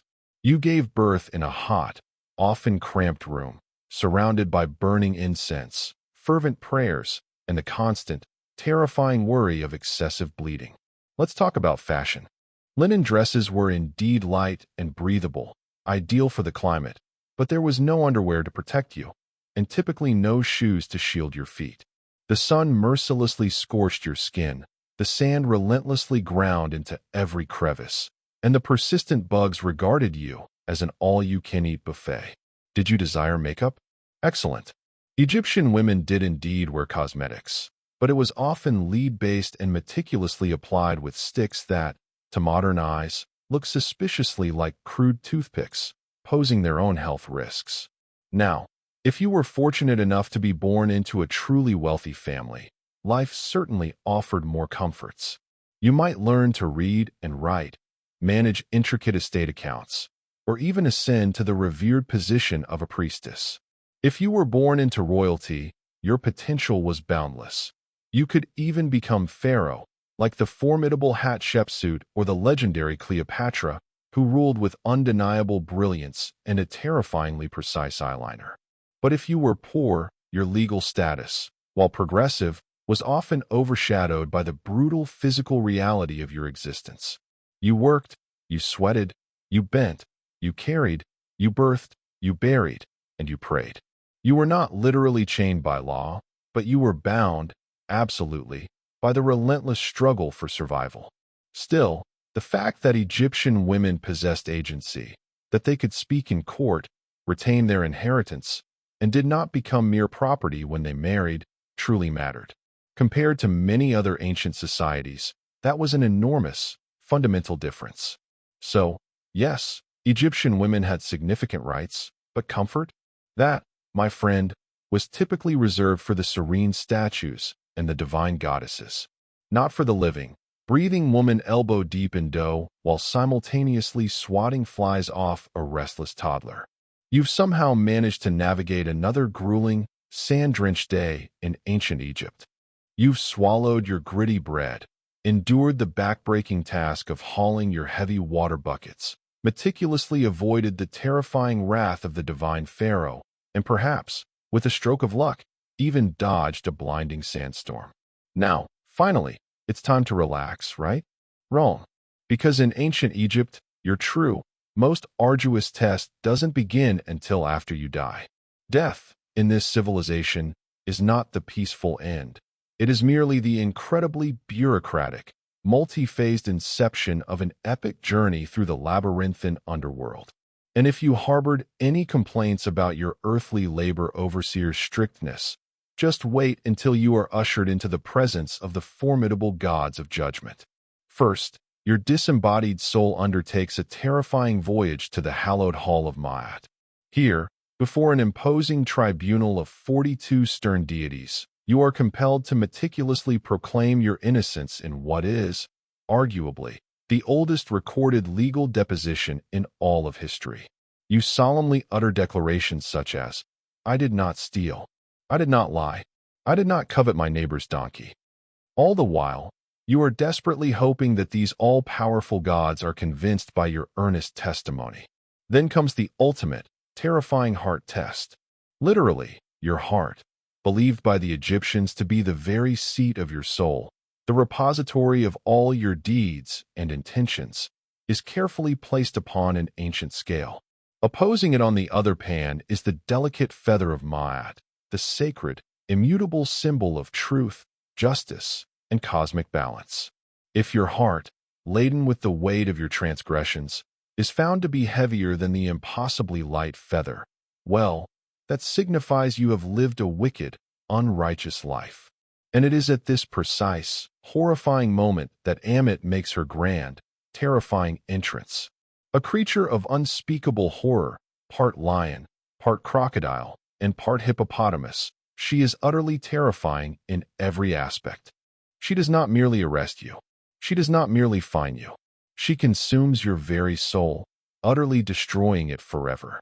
There is no afterlife, no second chances, just an eternal, terrifying non-existence, which, in a culture utterly obsessed with the concept of eternity, represents the ultimate, most devastating punishment imaginable. And it manages to get even worse. You can doom yourself not just through your actions, but through your very words. One wrong confession, one forgotten line during your judgment, and boom, spiritual obliteration. It's akin to an open book test, where failure means being mercilessly devoured by a mythological death hybrid. If, by some miracle, you do pass this harrowing trial, congratulations. You are then permitted to enter the field of reeds, a serene, idealized, and eternally bountiful version of Egypt where your soul lives on forever, complete with graceful boats, endless crops, joyous reunions with family, and presumably, far fewer sand fleas. But the stakes are truly enormous. This profound belief is precisely why Egyptians meticulously obsessed over tomb preparation, rigorously observed funeral rites, and diligently studied magical texts like the Book of the Dead, a kind of spiritual cheat sheet, brimming with prayers, spells, and exceedingly helpful tips like, do not insult the crocodile god. So, yes, the afterlife might indeed be beautiful, but only if you live your life with an almost impossibly meticulous care. One single curse word, one forgotten temple tax payment, and your next stop is quite literally lunch for Amit. Sleep tight. If there is, by some cosmic grace, one solitary, small mercy in the brutal daily existence of ancient Egypt, it is this: linen. Blessed be the humble, breathable linen. In ancient Egypt, this single plant-based fabric wasn't just a fashion choice. It was the entire wardrobe, for everyone from the pharaoh to the humblest field worker. Woven from the fibers of the flax plant, a process that demanded grueling labor, from harvesting and retting, soaking in water to break down the plant stalks, to meticulous spinning and weaving. Linen was light, inherently cool, and miraculously allowed your skin to breathe even in the relentless, scorching heat of the Nile Valley. That, undeniably, was the good news. The bad news? That's pretty much where the comfort, or indeed, the variety, ended. Whether you toiled as a farmer, hoisted stones as a builder, chanted prayers as a priest, or haggled as a vendor, you were, for all practical purposes, wearing the same outfit every single day. For men, this meant a simple, short white kilt or a basic loin cloth, often gathered and tied. Women donned a straight, sleeveless linen dress, a simple sheath that might be held up by elegant straps or, just as often, relied on gravity and a close fit. If you belonged to the upper classes, your linen might boast a finer weave, perhaps some delicate pleats, an array of beads, or subtle, fancy patterns painted or embroidered on. But for the vast majority, it was plain white, or more realistically, a slightly grayish hue, its exact shade a testament to how long it had been since the last, arduous laundry day. And oh, laundry day. This wasn't a leisurely chore performed with scented soaps. This was a monumental task, often involving a journey to the Nile itself. You'd be hand-scrubbing your clothes against rocks or on rough mats, the sun beating down, all while keeping a wary eye out. Not just for pesky crocodiles that lurked in the murky depths, but also for enormous, bad-tempered hippos that could emerge mid-rinse and turn your wash day into your last day. Most people navigated their lives barefoot, their soles hardened by scorching sand and sharp pebbles. Sandals, crafted from intricately woven reeds or more durable leather, were precious possessions, reserved for special occasions, or strictly the domain of temple priests and the truly affluent. So, unless you were royalty, expect to spend your days with fine, hot sand perpetually between your toes and the frequent, unwelcome surprise of a sharp rock digging into your heel. Accessories were certainly present, but their purpose was overwhelmingly functional. Amulets, often exquisitely crafted, were worn not just for beauty, but as vital protection against evil spirits, disease, or misfortune. Necklaces, beyond mere adornment, served as clear indicators of status and wealth. Even eye makeup, kohl, derived not just from powdered coal but often from galena, a lead sulfide mineral, served a dual purpose. Applied liberally, it wasn't solely for fashion. It significantly helped reduce the blinding glare from the intense Egyptian sun, much like modern sunglasses. More remarkably, it was believed to possess medicinal properties, purportedly warding off eye infections, a surprisingly prescient use, as modern research has found mild antibacterial properties in some ancient coal compounds. Yes, even eyeliner had a job, a crucial utility, in ancient Egypt. But no matter how well you dressed, how meticulously you applied your protective kohl, the omnipresent bugs didn't care. Flies buzzed incessantly, gnats swarmed, and mosquitoes, relentless in their pursuit, treated your airy linen outfit not as a barrier, but as an open invitation. You spent your waking hours swatting constantly, rubbing on perfumed oils in a futile attempt to deter them, and praying that your thin linen wouldn't cling to you like a wet, suffocating curtain the moment the sun reached its zenith. And of course, your outfit didn't change with the seasons, because Egypt, in essence, doesn't really have seasons. It has hot and slightly less hot, a relentless thermal reality. So, that versatile linen ensemble was your year-round uniform. Whether the mercury climbed to a blistering 110 degrees Fahrenheit during the day or dipped to a comparatively chilly 70 degrees on a rare desert evening, which might warrant a simple, thicker shawl. It's true, Egyptian clothing was light, often elegant in its simplicity, and far more practical and arguably comfortable than the heavy wools and restrictive armor Romans would don centuries later. But don't let those breezy, flowing outfits fool you. Because no matter how floaty your tunic felt against your skin, your life was still heavily weighted by ceaseless labor, oppressive heat, omnipresent sand, and a teeming multitude of bugs that refused to respect your personal space. You'd survive another blistering Egyptian day, perhaps hauling bricks under a merciless sun, dodging sudden sandstorms that scoured your skin, and praying your linen tunic didn't simply disintegrate mid-task.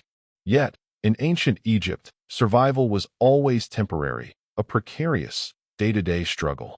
Because no matter how tough, resilient, or pious you were, the crushing realities of life meant you probably wouldn't live past 35.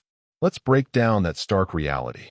If you miraculously made it past childhood, which itself was a formidable achievement considering infant mortality rates were staggeringly high, often exceeding 30%, you were thrust straight into the heavy responsibilities of adulthood by the tender age of 13. Marriage, demanding manual work, and the emotionally draining, physically taxing endeavor of child-rearing all began early. Why? Because honestly, you were quite literally running out of time. Your brief life could be abruptly ended by a myriad of dangers, a sudden, fatal heat stroke, an infected cut from a simple tool, quickly turning septic in a world devoid of antiseptic, the brutal, often deadly ordeal of childbirth for women, an unexpected attack by crocodiles or hippos during routine tasks by the Nile, the swift, agonizing venom of a scorpion sting, or even something as seemingly innocuous as bad bread, riddled with contaminants or ergot fungus. And forget antibiotics, they were millennia away. If you developed a fever, the best treatment involved rudimentary remedies like honey, a few palliative herbs, and ultimately, a desperate hope that the gods didn't have other, less pleasant plans for your soul. But here's the profound, fascinating twist. For all its hardships, Egyptians weren't scared of death. They didn't just accept it, they planned for it. In fact, they meticulously planned for their afterlife better than most people plan for retirement today. If you were among the privileged few, the truly rich, your post-mortem preparations would begin long before your last breath. You would commission an elaborate tomb, the ancient world's equivalent of a five-star eternity suite, a lavish dwelling for your immortal soul. You'd start diligently saving up grave goods, glittering jewelry, exquisite perfumed oils, finely carved statues of servants and deities, chests overflowing with the finest linens, and for the most elite, especially pharaohs, literal boatloads of unimaginable treasure. All these precious items were explicitly intended to be taken into the afterlife, accompanying your spirit on its eternal journey. Tiny servant dolls, known as shaptis, were also placed within, miniature effigies meant to magically come to life and perform any manual labor or chores you might be called upon to do in the field of reeds. Think of them as diligent, spiritual interns who would work tirelessly while you napped forever in celestial bliss. Your physical body, the vessel of your soul, would undergo the intricate and sacred process of embalming, a complex ritual lasting 70 days. Your internal organs, except the heart, the seat of the soul, would be carefully removed and preserved in canopic jars. Your body would then be meticulously dried with natron, a natural salt, before being anointed with precious oils and wrapped in hundreds of yards of fine linen bandages, each layer blessed with prayers and amulets. Finally, you would be tucked neatly into a painted, often gilded, sarcophagus, a masterpiece of artistry and belief. Alongside you, a personalized copy of the Book of the Dead would be interred. Far from being a tome of doom, it was a mystical travel guide to the underworld, a comprehensive manual brimming with essential passwords for navigating the various gates of the afterlife, potent spells to confuse and ward off malevolent demons, and crucial instructions for avoiding being eaten by soul-devouring monsters like Amit. If, however, you were poor, your final resting place was starkly different. Your tomb would likely be nothing more than a shallow pit dug directly in the scorching sand, a humble grave offering little protection. Your body, likely dried naturally by the arid desert conditions, a form of natural mummification, would be wrapped in whatever tattered fabric your grieving family could possibly spare. Perhaps a small pot or two, containing a meager offering of food or drink for your journey, might be placed nearby, and then you would be simply covered with earth. There would be no vibrant murals depicting your life, no gleaming golden mask to protect your face, just you and the vast, indifferent wind. Yet, even the poorest Egyptians, those who faced the harshest realities of life, held on to a profound, unwavering dream of the afterlife. They envisioned a peaceful, fertile paradise, a spiritual haven known as the Field of Reeds. Here, in this eternal oasis, they believed they would farm without breaking a sweat, eat without the gnawing pangs of hunger, and sail the serene, endless waters of the celestial Nile forever under a gentle, perpetual sunlight. So, yes, you would almost certainly die young in ancient Egypt. But if you had lived a just life, prayed devoutly, and avoided insulting too many jackal-headed gods or other powerful deities, you just might spend eternity in truly enviable style. You had finally made it to the afterlife, or at the very least, into the sanctity of your tomb. You had been meticulously embalmed, reverently wrapped, thoroughly blessed, and formally buried. Time to rest in peace, right? A well-earned eternal slumber? Well, not exactly. Because in ancient Egypt, even the dead, even those sealed in elaborate tombs, were not safe. They still got robbed. Let's begin with a simple, undeniable truth. Tombs, especially those of the wealthy, were literally full of expensive stuff. They contained glittering gold amulets, intricate jewelry, precious perfumed oils in alabaster jars, beautifully carved statues, chests overflowing with fine linens, which held significant value, and for the pharaohs, literal boatloads of incomparable treasure, regalia, furniture, weapons, all meant to accompany them into the afterlife. But treasure, however sacredly intended, sitting in a tomb, was essentially an open, irresistible invitation for someone with a sharp chisel and very bad intentions. Tomb robbery was so rampant, so endemic, that it became a full-blown societal problem, a constant, vexing challenge for the authorities. Pharaohs, desperate to protect their eternal resting places and the vital grave goods within, employed increasingly sophisticated tactics. They tried hiding their tombs deep within the labyrinthine cliffs of the Valley of the Kings, engineering elaborate trapdoors, false passages, and multi-ton stone plugs to seal entrances.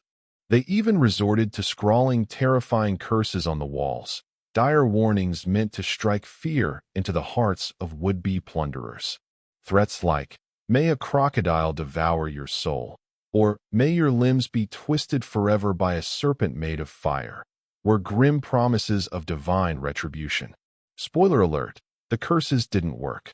Grave robbers, undeterred by supernatural threats or physical obstacles, came anyway. They struck under the cloak of night, moving in secret, often armed with crucial inside knowledge. Sometimes, they were just opportunistic locals.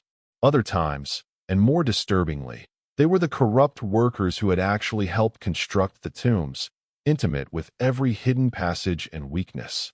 In some documented cases, even temple priests and royal guards, guardians of the sacred dead, were implicated, complicit in the plunder. The punishment for getting caught was, unsurprisingly, severe.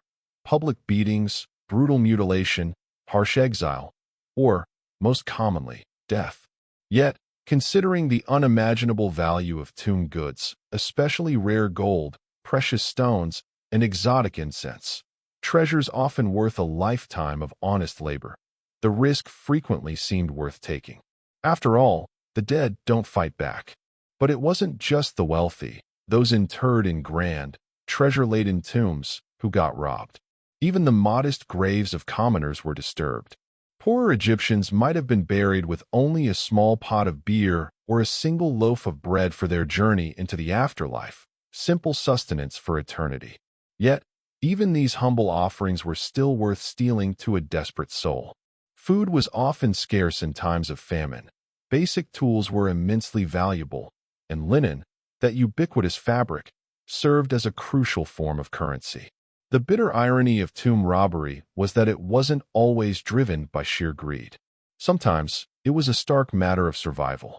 Egypt endured periods of devastating famine, crippling political collapse, and waves of foreign invasions.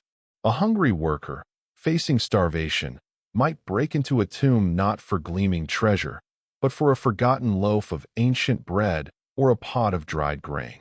When your children are crying with hunger, a few funeral offerings begin to look less like sacred objects and much more like dinner. So, in ancient Egypt, you weren't safe just because you were dead. Your tomb could be brutally looted, your name, vital for your eternal existence, could be deliberately erased, and your carefully preserved mummy unwrapped and desecrated by some desperate soul armed with a crude pickaxe and poor moral judgment. Rest in peace. Only if absolutely no one knew where you were buried. We've all seen them. Those majestic, mysterious carvings adorning the walls of ancient temples and tombs. Birds with elegant plumes, all-seeing eyes, coiled snakes, delicate lotus flowers, and figures of men walking sideways, seemingly gliding along like models on an ethereal fashion runway. These are ancient Egyptian hieroglyphs, a visual language both breathtakingly beautiful and, to the uninitiated, impossibly complex. Sure, they look incredibly cool, aesthetically pleasing to the modern eye, but try deciphering them. Hieroglyphs were far more than mere decorative art. They comprised a full-blown, sophisticated writing system, boasting well over 700 distinct characters, a number that actually grew over time. This wasn't a simple alphabet. It was a complex tapestry of symbols. Some represented entire words, pictograms or ideograms. Others denoted specific sounds, phonograms, often consonants, as ancient Egyptian writing largely omitted vowels, and many were determinatives, silent characters added at the end of a word to clarify its meaning. Because, writing the word star with an actual star symbol might just be too straightforward. So often a determinative of a starry sky would be added to a word that sounded like star, but could have multiple meanings. And don't expect the convenience of spaces between words or any modern punctuation. Ancient Egyptian writing was essentially one long, beautifully intricate riddle, imbued with artistic flair, a complete absence of vowels, and a profound, deep reliance on contextual understanding. Oh, and adding to the challenge, it could be written left to right, right to left, or even top to bottom, depending entirely on what the scribe felt like that day or, more practically, to fit the available space and aesthetic balance of the art. The primary trick to discerning the reading direction? Look at which way the birds, people, or animals are facing within the text. That's your reading direction.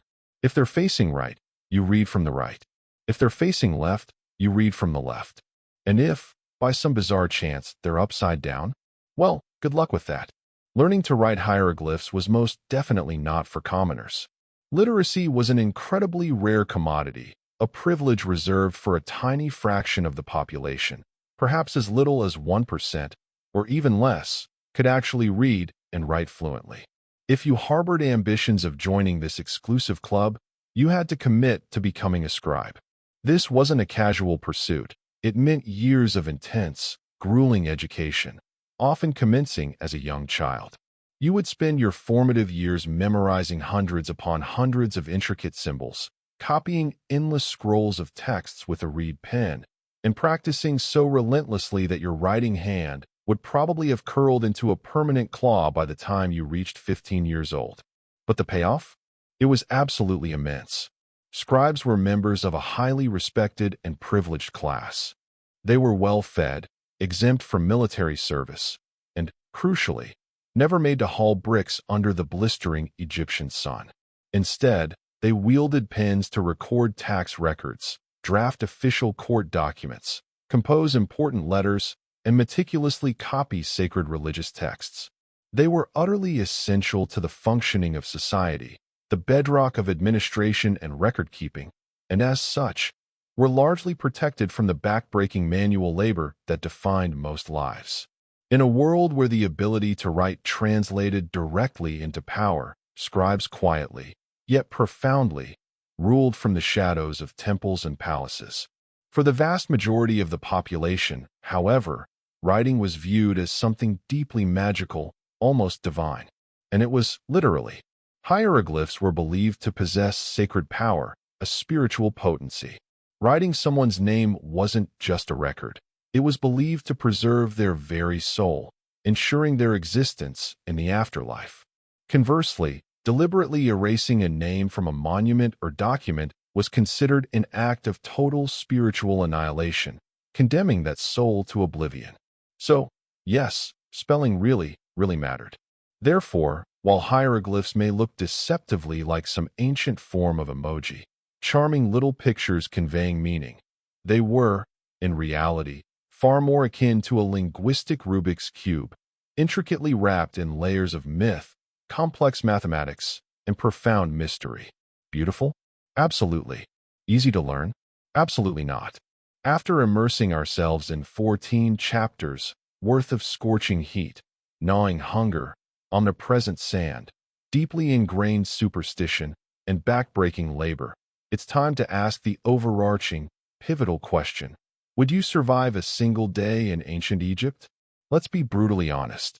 Probably not. Sure, it's incredibly easy for us moderns to romanticize the ancient world. We conjure images of gleaming golden tombs, air supposedly scented with exotic lotus flowers, elegant, graceful hieroglyphs adorning majestic temples, powerful gods with animal heads maintaining a cosmic order, and a pervasive appreciation for order and beauty. But behind those iconic monuments and stunning works of art lay a world of brutal, unyielding realities that spared virtually no one, save for the tiniest sliver of the elite. Your average Egyptian day would begin not in comfort, but likely on a dirt floor, under a buzzing cloud of flies, with the immediate, visceral knowledge that if you didn't work tirelessly, you simply didn't eat. You would walk barefoot on blazing hot sand, your calloused feet exposed to sharp debris and animal waste. You'd spend hours hauling heavy water jugs from the Nile, cook over smoky open fires in cramped homes, and live shoulder to shoulder with insects, the pervasive smell of smoke, and your livestock. You'd constantly worry about rampant disease, the potential wrath of divine punishment for some unknown transgression, and whether a venomous snake might slither into your sleeping mat during the night.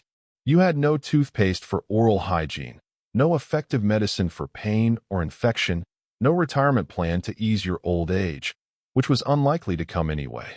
And if you were lucky, you might possess a mere 2 changes of linen to see you through the weeks between laundry days.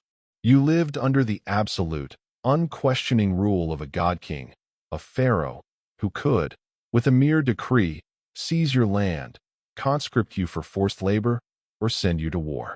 You battled a climate that could literally cook your skin by noon. And you lived within a demanding religion that required you to pass a literal, terrifying divine test after death, the weighing of the heart before Osiris, just to gain entry into the good version of the afterlife. Let's also not forget the myriad of things you simply didn't have. No antibiotics to fight infections, no sunscreen to protect your skin, virtually no privacy in your communal living arrangements, no plumbing for sanitation, no painkillers for daily aches or injuries, and crucially, no easy escape from your predetermined fate. Once you were born into your social class, that was largely it. There were no promotions to aspire to, no career changes to explore, no finding yourself through travel or new experiences.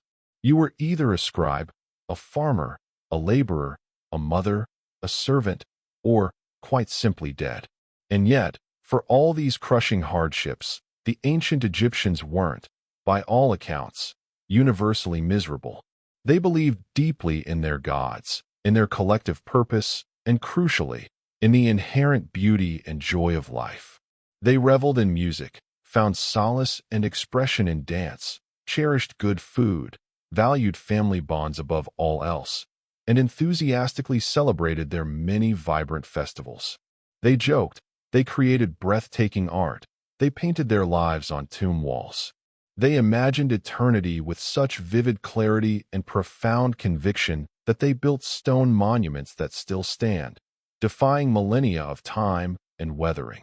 But for a modern person, accustomed to air conditioning, filtered water, ibuprofen, comfortable sneakers, and the constant digital lifeline of a smartphone, you would likely fold before the second sandstorm hit. So, no, you wouldn't last a day in ancient Egypt. But that's okay, because they lasted thousands of years, building a civilization that profoundly shaped history. And maybe, just maybe, that enduring legacy, their tenacious survival against such odds, is precisely why we still talk about them today. Now we transition to a new civilization, Teotihuacan. In the heart of ancient Teotihuacan, a Mesoamerican metropolis shrouded in mystery, one pyramid refuses to be forgotten, its very presence a chilling testament to a profound, unsettling belief system. Its imposing surface is adorned not with the peaceful symbols of faith or the gentle visages of benevolent gods, but with dozens of snarling, open-mouthed stone serpents. They jut out violently from the temple's facade as if frozen mid-strike, their fangs bared, their wide, unblinking eyes seeming to follow your every move. This is the Temple of the Feathered Serpent, known to many by its later Aztec name, the Temple of Quetzalcoatl. But unlike most temples, which humbly reach for the sky with reverence and aspiration, this one feels different. It feels primal, almost predatory. From the moment you approach its shadowed base, there's an eerie, undeniable sense that you are being watched, that ancient, powerful eyes are scrutinizing your presence. These intricate stone serpent heads aren't mere decorative flourishes. They were explicit warnings, potent symbols of divine wrath, and an unyielding cosmic order. And beneath their stone gaze, something truly horrific once unfolded. Excavations conducted over the past few decades have unearthed something that archaeologists, despite their experience with ancient sacrificial sites, simply didn't expect. Hidden deep beneath the temple's massive base were not just a few ceremonial offerings, but something far more disturbing, far more numerous. Human remains. And not just a handful. Over 200 bodies were discovered, many of them decapitated, their hands bound tightly behind their backs. These were primarily young men, perhaps captured warriors or specially chosen individuals, buried in precise groups, their ritualistic sacrifices arranged with an almost mathematical precision. Some were interred with gleaming obsidian knives at their sides, weapons designed for swift, brutal efficiency. Others wore necklaces fashioned from human teeth, or jewelry chillingly crafted from human jawbones. They weren't simply thrown into the ground in a mass grave. They were deliberately placed in positions of profound symbolic significance, often at the corners of the pyramid or beneath specific architectural elements. It was clear this was no accidental burial or chaotic aftermath of war. It was a message, a divine transaction carved into stone and sealed with blood, a terrifying pact with the cosmos. But what kind of belief system, what kind of civilization justifies such horror? Who demanded so many lives be taken at once, with such cold, calculated intent? The Temple of the Feathered Serpent was never just a religious building in the conventional sense.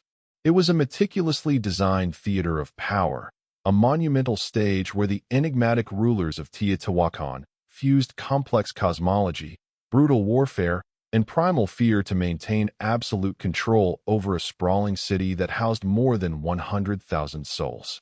This ritual bloodletting, this mass sacrifice, wasn't an act of wanton cruelty. It was, in their worldview, the essential, vital cost of keeping the cosmos in balance, of ensuring the sun's rising and the earth's fertility. As you stand before this awe-inspiring temple today, gazing up at those fierce, ancient stone serpents, you're not just looking at remarkable art or architecture.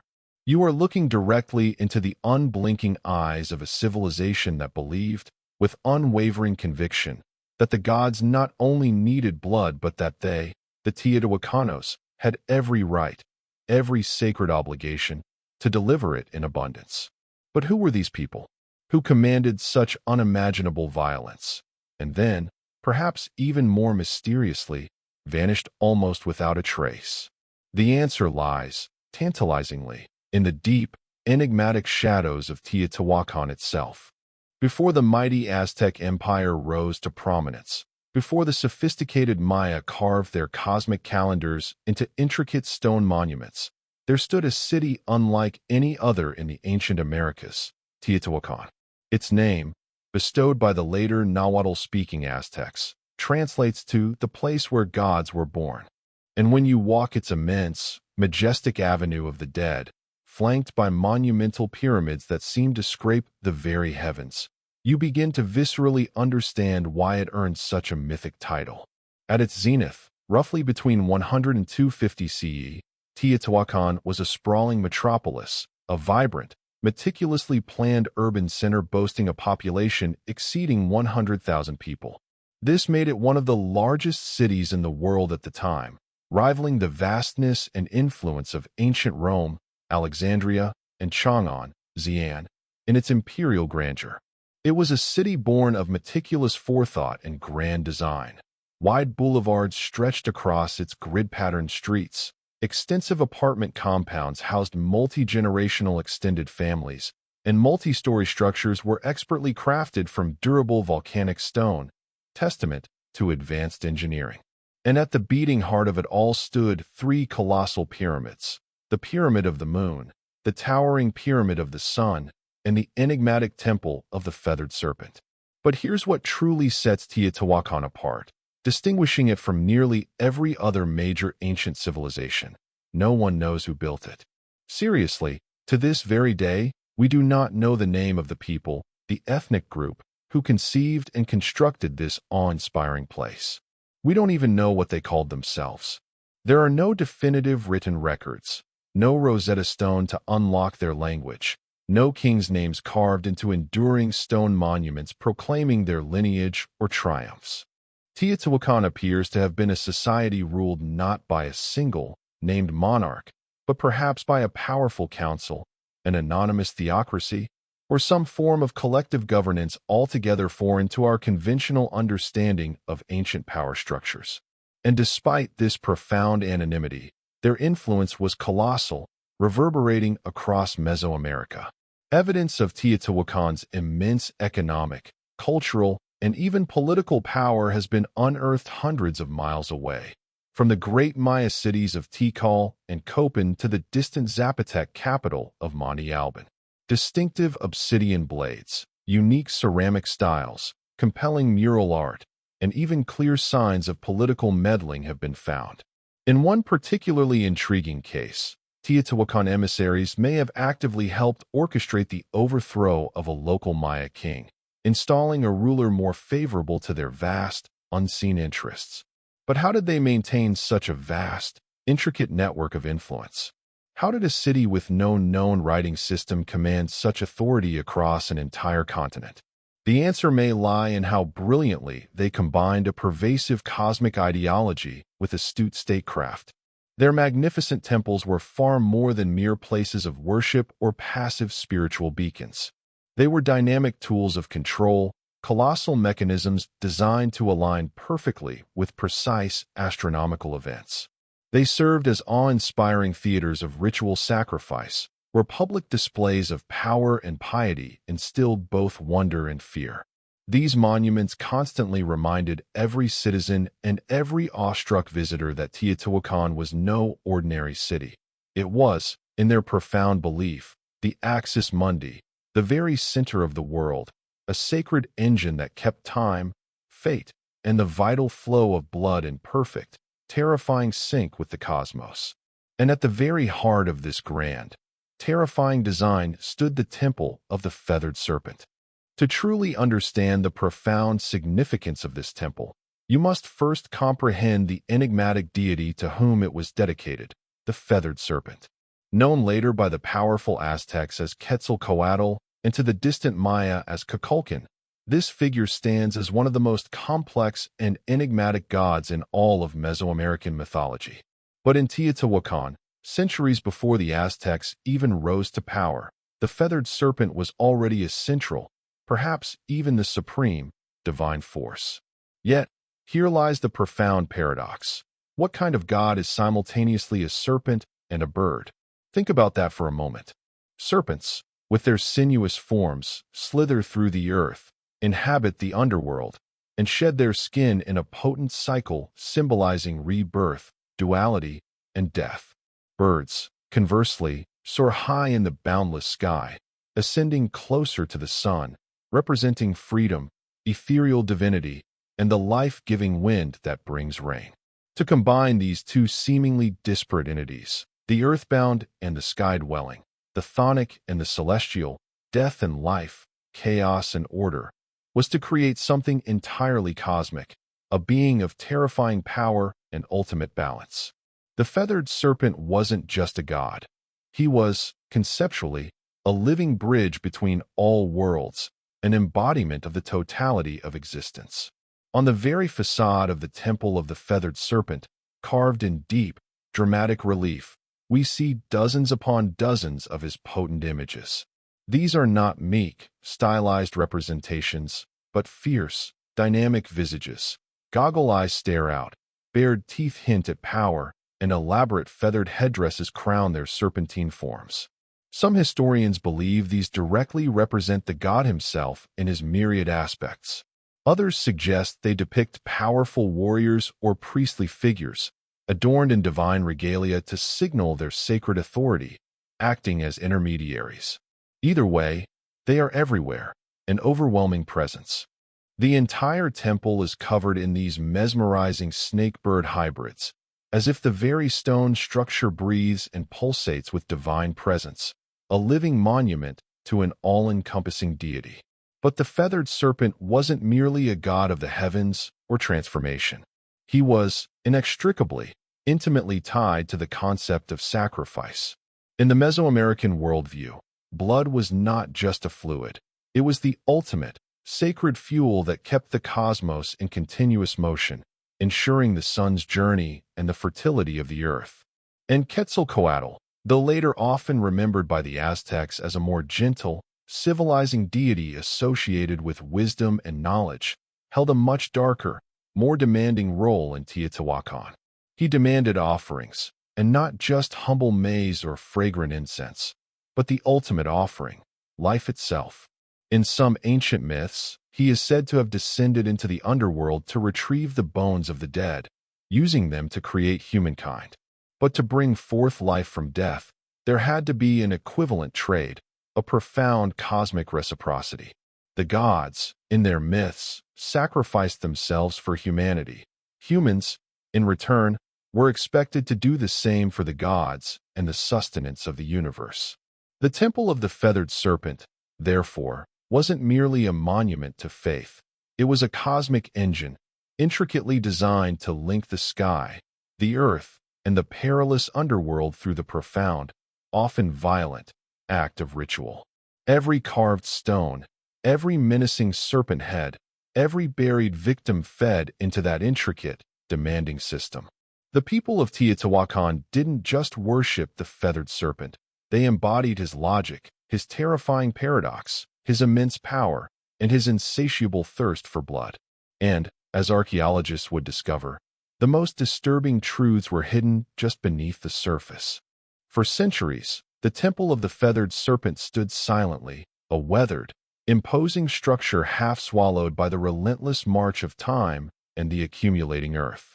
Locals whispered legends of its ancient power. Scholars made educated guesses about its purpose. But no one, not even the most imaginative historian, could have truly imagined what lay buried beneath its layered stones. That mystery began to unravel only when archaeologists, pushing through layers of hardened earth and debris, finally broke through into its hidden chambers in the late 1980s and early 2000s. What they found wasn't just unexpected, it was profoundly unsettling, a grim revelation. Hidden beneath the temple's colossal foundations were a series of long-sealed chambers and deep pits, each meticulously filled with carefully arranged human remains. These were not the messy, chaotic results of war or the indiscriminate ravages of disease. These were deliberate sacrifices, chillingly systematic, profoundly ritualistic, and executed with cold precision. The victims, numbering well over 200 individuals, were predominantly young men, many in the prime of their lives, between 15 and 25 years old. Some bore macabre necklaces crafted from human jawbones, haunting relics of previous rituals. Others had their hands tied tightly behind their backs, a silent testimony to their fate. A significant number were found decapitated, their heads likely displayed or ritually interred elsewhere. Obsidian knives, sharp and black as midnight, the unmistakable tools of ritual slaughter, were scattered nearby, their razor edges still keen. And this is where the story gets even darker. The arrangement of the bodies followed highly specific geometric and symbolic patterns. They weren't buried randomly. They were carefully placed in quadrants, aligned with cardinal directions, possibly mirroring the Teotihuacan cosmos. Even the precise number of bodies in each grouping seemed to hold ritualistic significance. It wasn't simply about death, it was about meaningful death, a calculated offering to immense powers. Surrounding the victims were a plethora of other offerings. Jaguar bones, the remains of serpents, exotic shells carried from the distant Gulf Coast, intricate figurines, and pristine obsidian blades that had never been used in battle. Clear indicators that these were ritual gifts, not battlefield casualties. This wasn't punishment. It was a transcendent gift, a profound offering. To the Teotihuacanos, the very act of building such a sacred temple may have necessitated human sacrifice. It was as if every massive stone block, every ascending layer, had to be consecrated with the ultimate offering of blood, raised only after a human life had been given. The deeper archaeologists dug, the more evidence of systematic sacrifice they found, a grim, continuous offering that underpinned the very construction. In one particularly chilling chamber, archaeologists discovered elaborate tunnels filled with liquid mercury and glittering mica, precious, shimmering materials deeply associated with the underworld and celestial realms. The floor of these subterranean passages glimmered eerily, like still water reflecting a hidden light. Was this a symbolic passage to the land of the dead, an ethereal river flowing through the earth? Or perhaps a subterranean mirror of the night sky, reflecting the stars above? The more they excavated, the more it became clear that the temple was not merely built on top of death, but meticulously constructed to encase it, to capture and harness its power. The blood that soaked into the earth beneath was not an accidental stain. The very stone itself seemed designed to hold the blood, to absorb its spiritual essence. And all of it, every life taken, every drop of blood spilled, was for the gods. Look even closer at the temple of the feathered serpent, and you'll begin to notice something stranger, something profoundly unnerving in its architectural precision. It doesn't just sit haphazardly on the landscape, a monument unto itself. It aligns, with breathtaking accuracy, with the universe itself. Teotihuacan, astonishingly, was not built randomly. The entire sprawling city was laid out along precise cosmic axes, a colossal urban plan dictated by celestial observation. Its central thoroughfare, the Avenue of the Dead, runs at a deliberate 15 degrees angle off true north. This wasn't an engineering mistake. It was a calculated shift, likely chosen to align with the heliacal setting of the Pleiades star cluster or the precise rising or setting of the sun on specific, crucial ritual dates. The Temple of the Feathered Serpent sits directly along this monumental avenue, locking it irrevocably into a grand, city-wide celestial blueprint. But why? What profound cosmic forces were they trying to align with, to harness? Archaeologists and archaeoastronomers have debated this question for decades, poring over astronomical data and architectural measurements. Some scholars suggest the temple perfectly lines up with the equinox sunrise, a time of cosmic balance. Others argue it connects to Venus, the planet most sacred and profoundly significant to Mesoamerican civilizations, often associated with powerful deities of war, human sacrifice, and cyclical rebirth. When Venus rose or set in its specific cycles, it was a signal. Wars were declared, immense offerings were made, and temples like this one were activated with ritual fire and blood. Even the temple's specific dimensions seem laden with intentional symbolism. The repetition of the number 7, the number of visible planetary bodies known to the ancients, appears in its step platforms, a silent homage to their celestial observations. There is an undeniable symmetry, a powerful rhythm, and a stunning understanding of both earthly mathematics and complex cosmic cycles woven into its very fabric. And beneath the surface, more tantalizing clues emerged. In 2003, archaeologists made another astounding discovery, a tunnel beneath the temple. This was no crude passage, but a deliberately constructed, artfully designed subterranean world. The walls were once covered in powdered pyrite, fool's gold, a shimmering mineral that would have reflected torchlight like a canopy of starlight.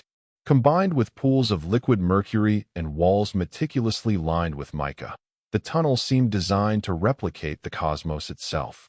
To walk through it would have been like traveling through a miniature Milky Way, a symbolic journey to the underworld, or perhaps to the very moment of cosmic rebirth. Was this temple, then, not just a place of sacrifice, but a colossal cosmic machine? A complex, multi-layered portal designed to align earth, sky, and the spirit realm, channeling energy and meaning? Some scholars now believe that the people of Teotihuacan perceive time not as linear, but as profoundly circular, an eternal cycle of renewal and destruction.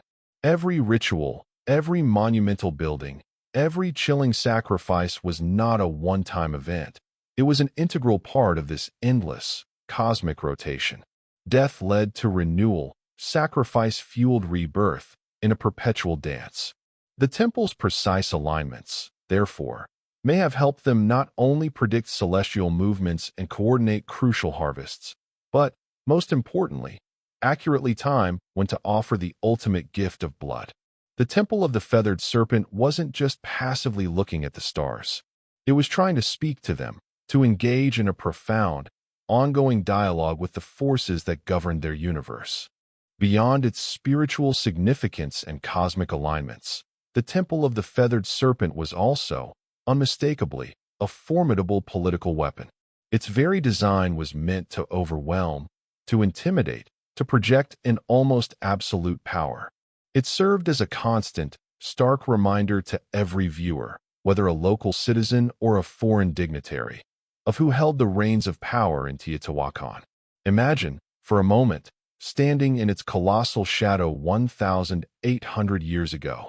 You, a visitor from a smaller, less powerful city-state, would first arrive at the monumental Avenue of the Dead, already struck dumb by the sheer, overwhelming scale of Teotihuacan, its pyramids scraping the sky. But when you reached the Temple of the Feathered Serpent, with its snarling stone faces, you wouldn't just be impressed. You would freeze, a visceral reaction of awe, fear, and profound respect for the unseen, anonymous power that built such a monument. The serpent heads, carved with an almost terrifying realism, seemed to pierce the very air with their unblinking gaze, their fangs perpetually bared in a silent, predatory snarl. Jagged jaguar symbols, imbued with primal ferocity, growled from the cold, unyielding stone, a constant, visceral reminder of untamed power. The vast plaza stretching out before the temple was more than just an assembly ground. It was once the stage for monumental gatherings, not merely for communal celebrations, but for chilling public rituals.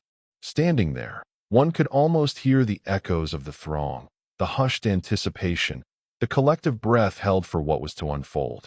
You might, in that ancient era, even have been a witness to a sacrifice, a sacred act of cosmic exchange. The ruling elite of Teotihuacan possessed an acute understanding of a fundamental truth: fear is power. And few things ignited the searing flame of fear quite like the specter of divine wrath.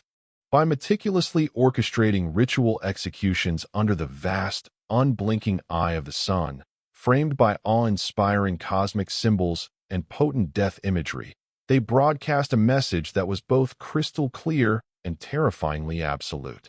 The gods are with us, their actions proclaimed, and we are not afraid to feed them. Yet, this was far from chaotic barbarism. This was meticulously choreographed theater on a grand, awe-inspiring scale. Priests, adorned in elaborate feathered headdresses that shimmered with avian grandeur and obsidian masks that rendered them anonymous conduits of the divine, would lead the proceedings. Their chants would reverberate, their bodies would move in sacred dances, and blood would spill, transforming ancient cosmic myths into a breathtaking, yet brutal, political performance. It was never solely about appeasing the gods. It was a potent, undeniable demonstration to every single soul watching that the city's rulers possessed direct, unfettered access to the divine realm. They alone, it was asserted, held the keys to open the heavens or summon life-giving rain, to protect their people from unseen dangers, or to unleash destruction upon their enemies. Even the very architecture of Teotihuacan served as a formidable instrument of this propaganda.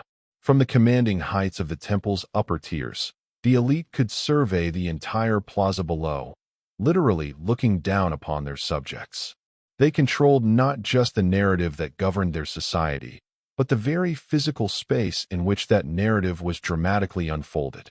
The people, gazing upwards at the awe-inspiring gods depicted in stone, at their rulers standing majestically on the elevated platforms, and at the sacrifices being offered, instinctively understood their place within this meticulously ordered universe.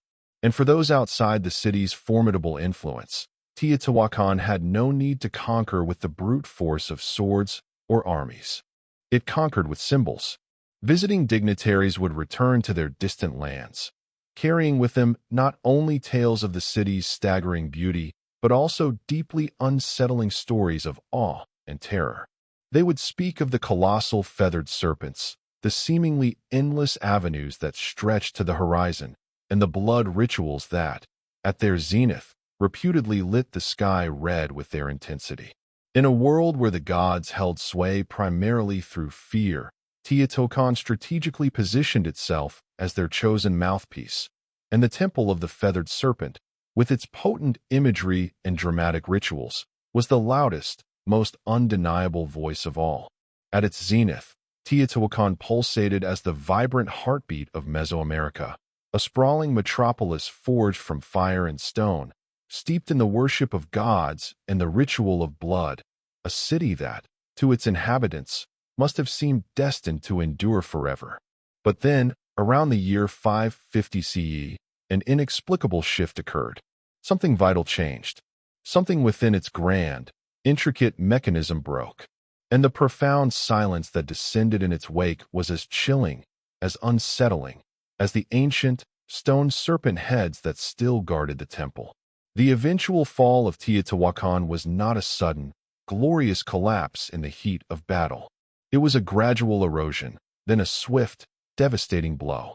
Signs of immense strain had begun to manifest decades earlier, subtle fractures in the facade, hinting that the cosmic engine powering this mighty civilization was faltering. Mounting evidence from archaeological studies points to a prolonged period of severe drought, leading to widespread crop failure and an ensuing tide of social unrest that gnawed at the city's foundations. The very systems that had painstakingly sustained this grand, unparalleled urban center, its centralized power structure, its absolute religious dominance, its meticulously maintained cosmic order, began to buckle and crack under the relentless pressure of environmental collapse and internal dissent. And then, a final, catastrophic event, the fire.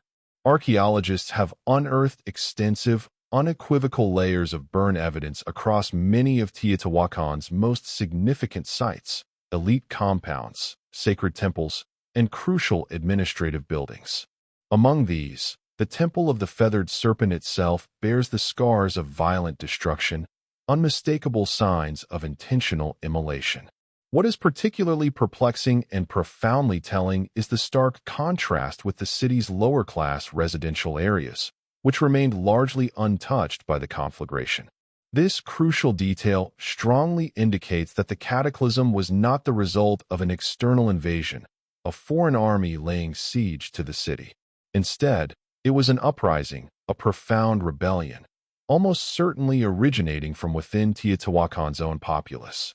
The very people who had once watched the sacrifices in awe, perhaps with a mixture of terror and reverence, may have eventually risen in a furious tide against their priest-kings. The Temple of the Feathered Serpent, once the unassailable symbol of divine authority and the bedrock of their ruler's power, was systematically ransacked. Its revered sculptures were violently defaced, their once sacred visages marred and disfigured. Fires were deliberately set within its hallowed chambers, and its most sacred ritual spaces were desecrated, stripped of their power and meaning. And then, a deafening silence. Teotihuacan was not utterly abandoned overnight.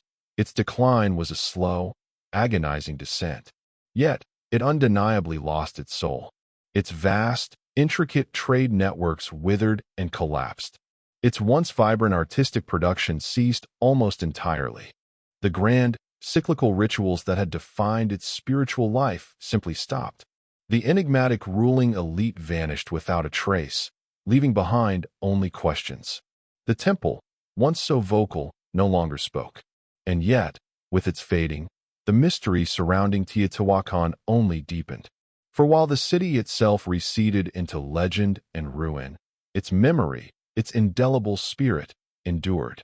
Centuries later, the Mexica, who would become known as the Aztecs, arrived in the verdant valley of Mexico and stumbled upon its monumental ruins. They were utterly awestruck by what they beheld. In their cosmology, such magnificent structures could only have been forged by the hands of gods.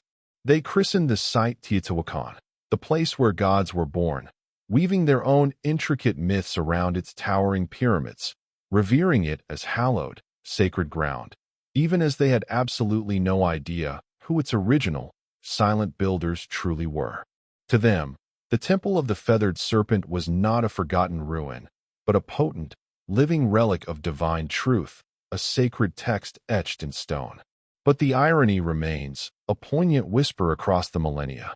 The most powerful, cosmically ordered city of its time, built on a foundation of profound belief and ritual blood, vanished almost entirely without a written word, without a final, self-recorded chronicle, leaving behind only its monumental stones and an endless cascade of unanswered questions. The gods, it seemed, had gone irrevocably quiet. For over 1,000 years, the Temple of the Feathered Serpent lay entombed beneath accumulating layers of dust, volcanic ash, and in profound, unbroken silence. Local communities, perhaps sensing a lingering malevolence, largely avoided it. Farmers tilled their lands around its mysterious contours, leaving its secrets undisturbed, and the wider world utterly forgot its existence until the dawn of the modern age of archaeology cracked open the secrets buried deep within its heart.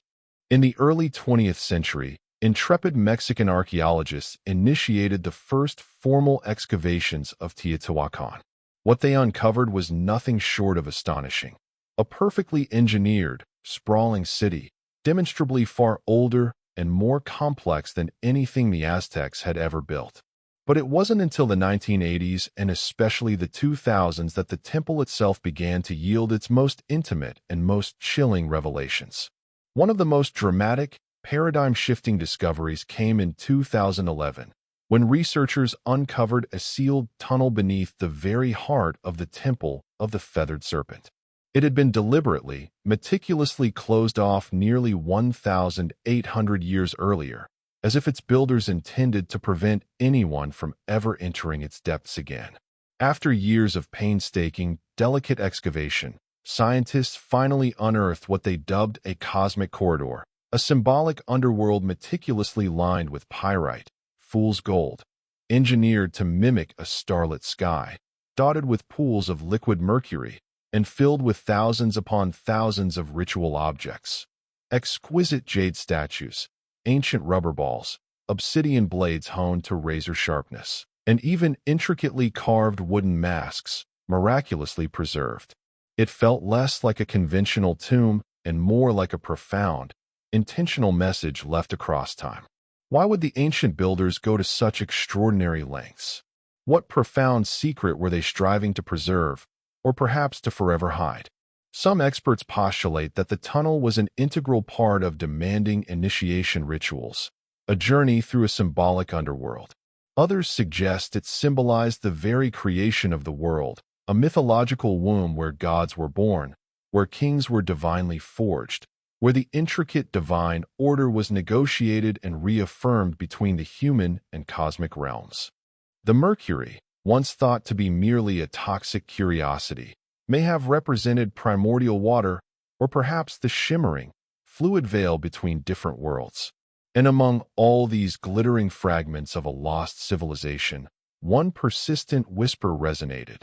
The feathered serpent still lingered, not merely as a fading myth, but as an enduring presence, in vibrant murals, in intricate carvings, in the very geometric precision of the temple itself.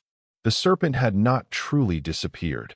It had, in essence, coiled inward, deep into the very bones of the city, patiently waiting to be rediscovered. And with each subsequent excavation, each uncovered jawbone or glimmering golden ornament, we draw a little closer to deciphering its profound message, a narrative carved not in ephemeral language but in enduring stone, in the chilling echo of sacrifice, and in the profound, shifting shadows of time. Modern science has gifted us with X-rays, sophisticated drones, and ground-penetrating radar. But even with the full might of our technological tools, one irreducible truth remains. The temple still guards its secrets with an ancient, unwavering silence. Today, the Temple of the Feathered Serpent stands as an immensely haunting monument, not simply to a magnificent civilization long gone, but to a profoundly different way of thinking that inextricably merged power, the cosmos, and death into one unbreakable, self-sustaining system. Tourists now stroll its plazas, snapping photos with their phones. Children run playfully past the stone serpent heads, their innocence a stark contrast to the ancient gravity of the site. But the very ground beneath their feet is soaked in 1,000 untold stories and the silent memory of over 200 known human sacrifices. And still, the temple endures, a silent sentinel of time. Its legacy is not just architectural brilliance. It is profoundly psychological, spiritual, and cultural. The feathered serpent, this paradoxical god embodying both the sky and the earth, continued to evolve beyond Teotihuacan. He would be adopted by the emergent Toltec civilization, then dramatically reborn by the mighty Aztecs as Quetzalcoatl, where his myth took on a noticeably gentler tone. The bringer of knowledge, the compassionate God who wept for humanity, the one who vowed one day to return. This remarkable reimagining of the serpent god powerfully illustrates how myths, at their core, do not die. They transform, adapting and enduring across cultures and eras. Even in modern Mexico, powerful echoes of the feathered serpent persist, reverberating in contemporary art, in vibrant murals, in literature, and deeply woven into the fabric of national identity. The temple's majestic image has graced coins, stamps, and even the facades of government buildings, becoming an enduring national symbol of mystery, of pre-Columbian brilliance, and of the untamed, spiritual world that once pulsed with such raw power through the heart of Mesoamerica. But there is another legacy, one less visible, perhaps more uncomfortable to confront.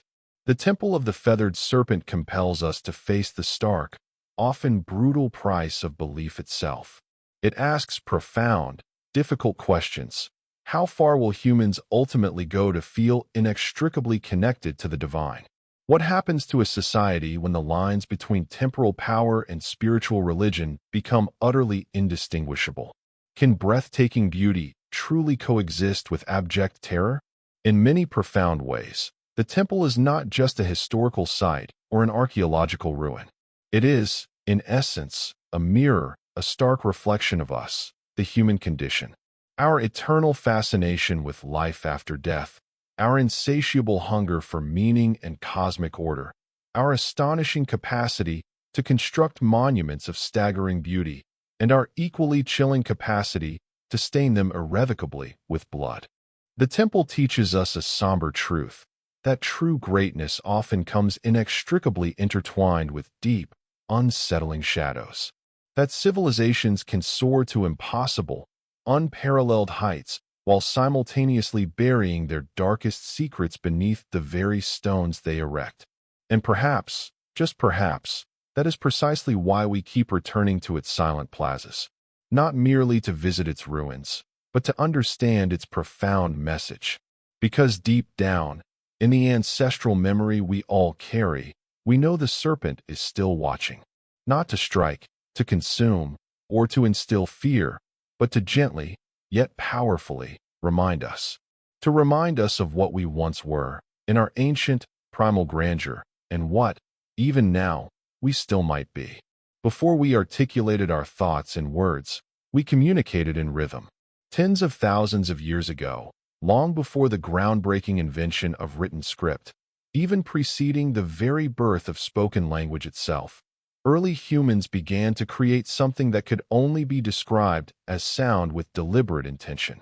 It wasn't yet speech, nor was it melody in a recognizable sense, but rather pure, unadulterated rhythm. The resonant thud of a hand slapping against hollowed bark, the sharp crack of a stick tapping a stone, the primal stomp of a foot striking the earth in precise time. Somewhere within that ancient, persistent repetition, something magical, something utterly transformative, emerged. The first drum beat. It wasn't categorized as music. It wasn't called anything at all, yet it undeniably felt like something profound, like communication, like movement, like emotion taking on tangible form.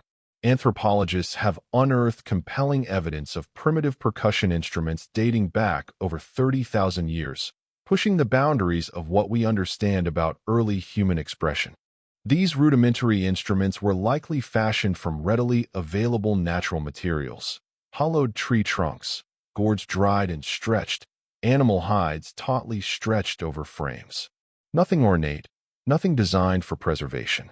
But these basic, rudimentary drums were far from mere toys or idle distractions. They served deeply essential, primal purposes: to warn of danger, to summon the scattered tribe, to connect disparate individuals into a cohesive whole. Imagine a small, vulnerable tribe scattered across the dense, primeval forest. A single, resonant beat from a distant drum, and others instantly knew danger is approaching. Or perhaps a celebration has just begun, drawing them together. Or even, that the unseen gods are listening, ready to receive their pleas. The earliest drums were not simply tools. They were extensions of the human body itself, a communal heartbeat externalized, a potent pulse that could be felt and understood across an entire valley. Drumming was not something one passively watched or merely listened to from a distance. It was something profoundly communal, something you actively participated in, together, gathered around flickering fires, beneath the vast expanse of starlit skies, or deep within caves where the echoes made the very air vibrate with shared energy. These ancient rhythms transcended individual expression, becoming a universal language of emotion. Joy, grief, warning, hope, all expressed not in complex syllables or abstract symbols, but in patterned sound, understood instinctively. Before the first flutes were painstakingly carved, before the intricate string instruments were even dreamed of, the drum was already vibrantly alive, anchoring us in time, giving tangible shape to ritual, and uniting individual humans into cohesive, interdependent tribes. In that profound way, the drum became humanity's first true instrument, and perhaps its very first form of collective identity. No matter where on earth people made their homes, they instinctively created something to strike, something to beat, something to mark the passage of the moment. Because even when we possessed no words to articulate our thoughts, we possessed rhythm. And that rhythm, in its primal purity, was everything. In the cradle of early human civilization, far from being mere instruments, drums were revered as sacred voices. Every tribe, every culture, in every remote corner of the earth, organically developed its own unique rhythms, its own percussive lexicon. But the underlying purpose remained almost universally consistent: to commune with the unseen world, to bridge the gap between the mundane and the divine. In Africa, where some of the world's earliest and most intricate drums emerged, rhythm was deeply, inextricably intertwined with the fundamental cycles of life, the solemnity of death, and the enduring reverence for ancestry. The gem, for instance, meticulously carved from a single tree trunk and crowned with stretched goat skin, was believed to embody no less than three distinct spirits: that of the majestic tree it was carved from, the animal whose skin gave it its resonant voice, and the skilled craftsman who painstakingly brought it to life. Played in communal circles, the gem did not merely accompany rituals. In its very essence, it was the ritual, an animate participant in the sacred. Then there were the astonishing talking drums, capable of mimicking the complex nuances of human speech through their masterful manipulation of pitch and tone. In West Africa, these remarkable drums served as ancient telecommunication devices, carrying intricate messages across miles of dense landscape, relaying news, warnings, announcements of births and deaths from one distant village to the next with astonishing accuracy. Long before the invention of the telephone, humans were already drumming their vital messages through the very fabric of the landscape. Across vast oceans, Native American tribes regarded the drum not as an object, but as a living, breathing entity. It was considered the very heartbeat of Mother Earth herself, played in profound ceremonies to honor revered ancestors, to summon healing energies, or to guide the souls of the deceased on their journey. The massive powwow drum, played collectively by a circle of drummers, was both a powerful musical engine and a profound spiritual force, a communal pulse that harmonized humans with the rhythms of nature and the spirit world. In the ancient land of Australia, the Aboriginal people utilized clapsticks and percussive stomps, integral to their sacred Dreamtime ceremonies, a mythic era of creation and ancestral connection. In the frozen Arctic, Inuit shamans would strike their distinct frame drums to induce trance states, seeking profound visions or communicating with benevolent spirits during the long, isolating darkness of winter. These were never mere performances designed for entertainment. These were acts of survival, conduits for healing, vital tools for storytelling, and essential bonds for connection. To drum was to remember the past, to honor the present. To drum was to belong, to be an integral part of something larger than oneself. And always, fundamentally, it was communal. Drums drew people together, physically and spiritually, into sacred circles, synchronizing their individual hearts and collective intentions. There was no need for written sheet music, no artificial stage separating performers from audience. Just bodies moving, hands striking with purpose, souls stirring in unison, all unified by the irresistible force of rhythm. It mattered not where on earth you stood. If you heard the distant, resonant call of a drum, you knew, instinctively, that something sacred was unfolding, something that words alone could never fully express or contain. From those hallowed sacred circles to the brutal cacophony of bloody battlefields, the drum has consistently spoken, sometimes with a comforting, unifying embrace, and sometimes with an unyielding, terrifying command. As human societies gradually evolved into complex kingdoms and vast, formidable empires, drums too transformed, adapting into potent tools of domination, instruments of social order, and formidable weapons designed to instill fear. The earliest armies, long before the advent of radios or megaphones, relied entirely on the strategic power of drums. In ancient China, massive, awe-inspiring drums known as bo were struck with thunderous force to coordinate vast columns of troops across immense, shifting terrains. With a single, resonant boom, skilled commanders could instantly signal a charge, a retreat, or a complex flanking maneuver. These drums were not merely loud, they were strategically precise. Each distinct rhythm, each percussive pattern, conveyed a specific command, and highly trained soldiers knew precisely how to listen and respond, even amidst the terrifying chaos of battle. In ancient Mesopotamia, grand temple drums served to announce the arrival of rulers and to summon the public for proclamations or worship. But in times of conflict, their deep, relentless thunder echoed menacingly through city walls, terrifying approaching enemies, transforming percussion into a sophisticated form of psychological warfare. When the mighty Romans marched, they brought with them the tympanum, a frame drum primarily used in religious processions and by mystery cults, such as that of Cybele. Though not a direct battlefield instrument in the same way that horns and legionary standards were, it carried immense symbolic power, the resonant sound of empire, unyielding discipline, and inviolable order.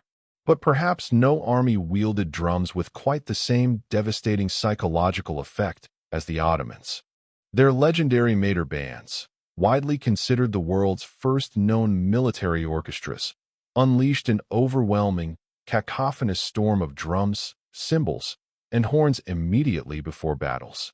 The relentless, earth-shaking pounding of the kos, giant kettle drums, and the davul, double-headed bass drums, struck sheer terror into the hearts of enemy forces.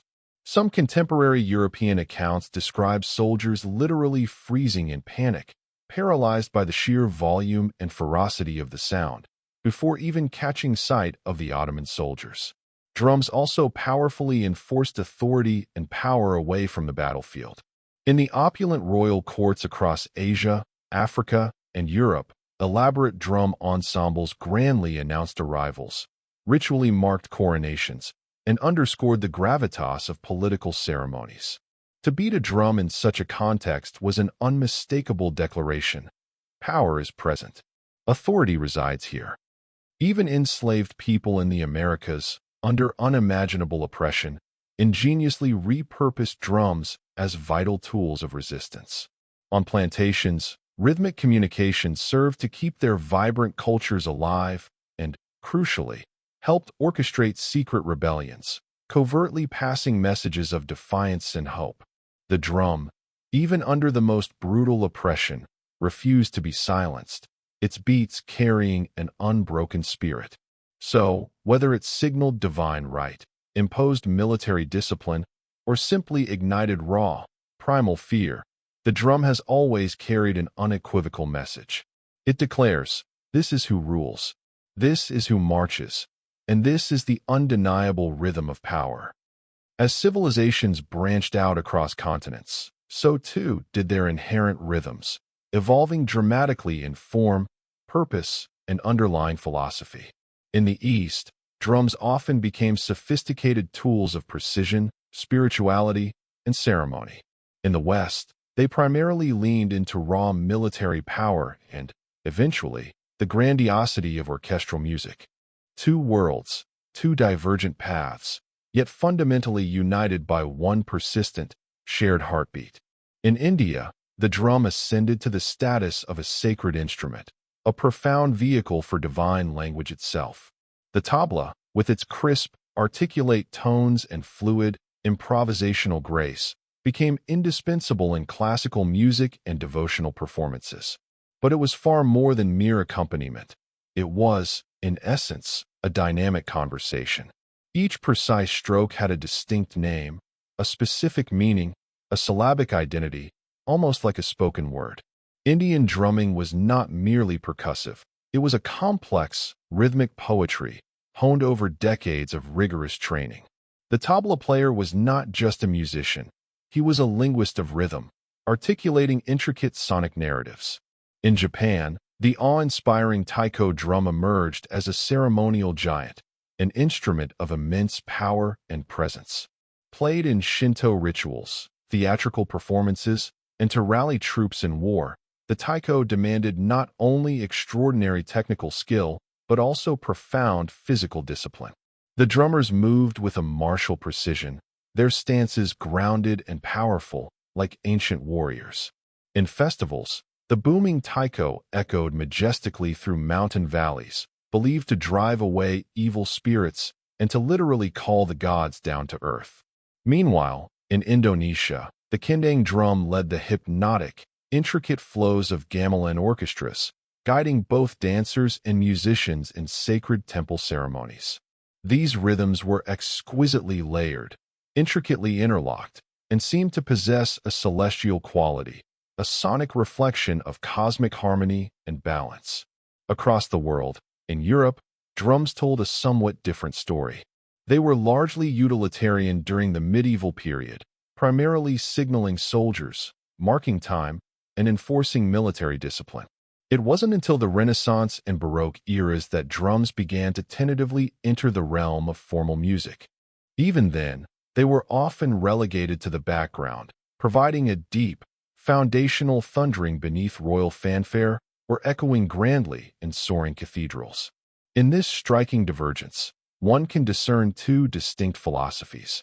The East largely perceived rhythm as an art form intrinsically linked to spirit, something tied to breath, to chant, and to deep meditation.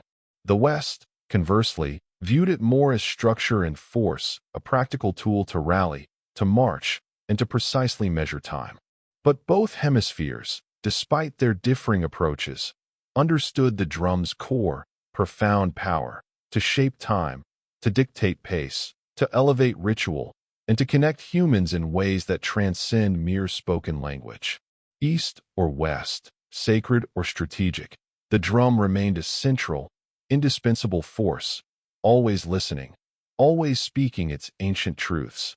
From mountaintop temples shrouded in mist to sun-drenched jungle clearings, from the flickering glow of desert fires to the candlelit solemnity of grand cathedrals, drums have always held a vital place where the human spirit seeks communion with the divine.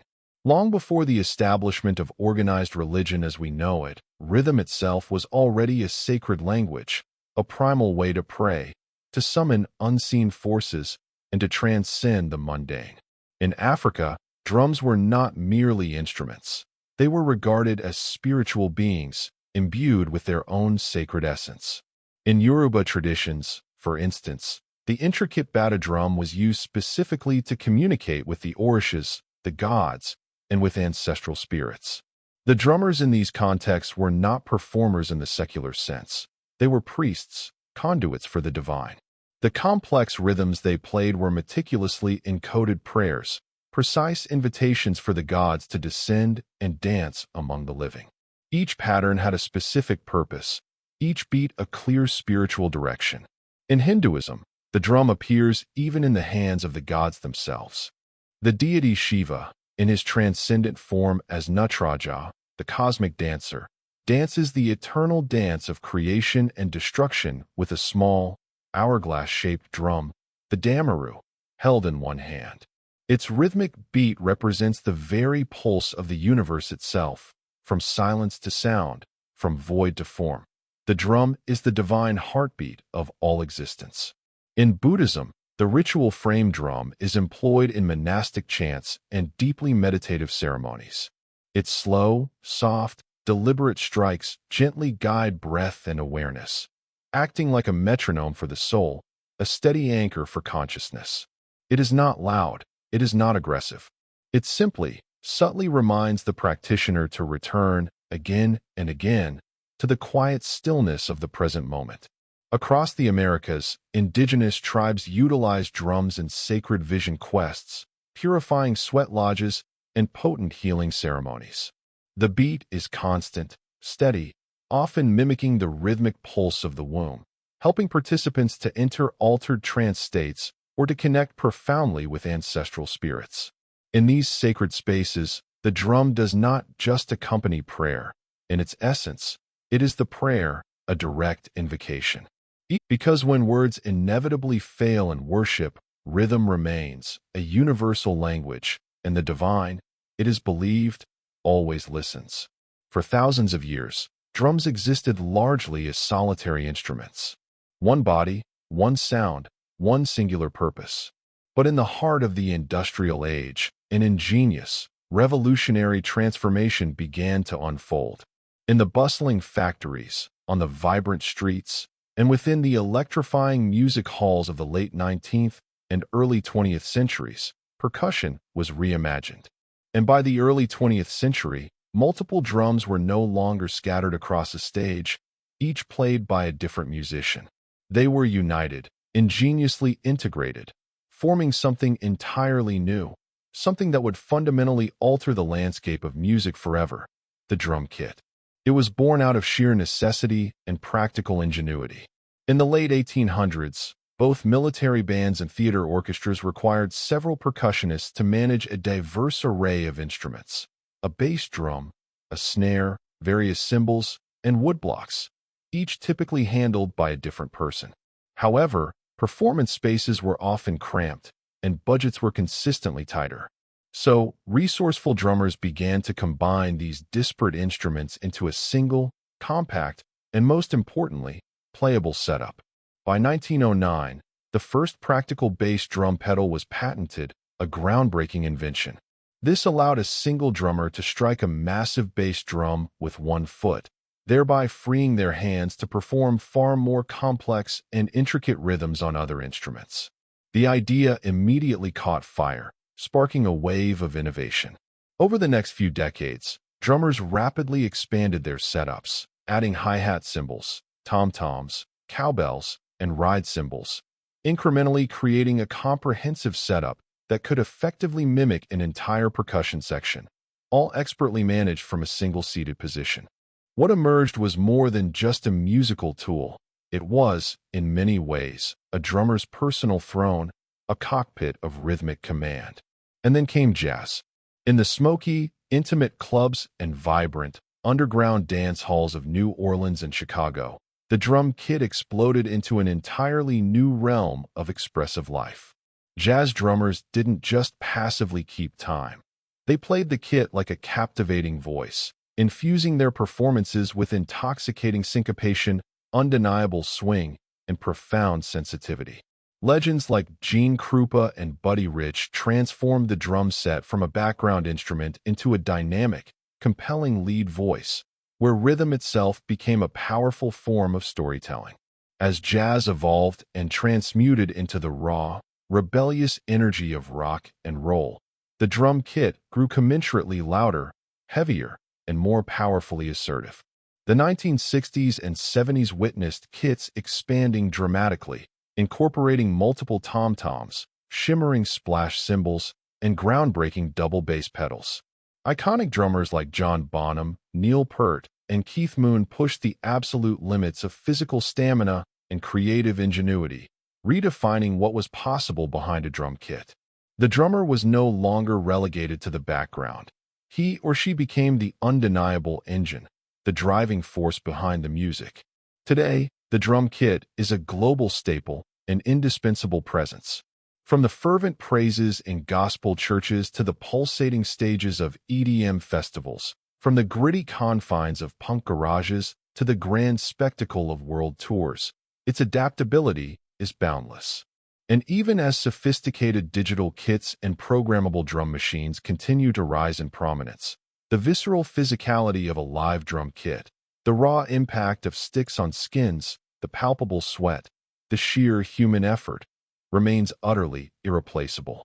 It stands as a powerful symbol of modern rhythm, a dynamic fusion of centuries of tradition meeting cutting-edge innovation, and a testament to how one drummer can command and speak with 10 distinct voices at once.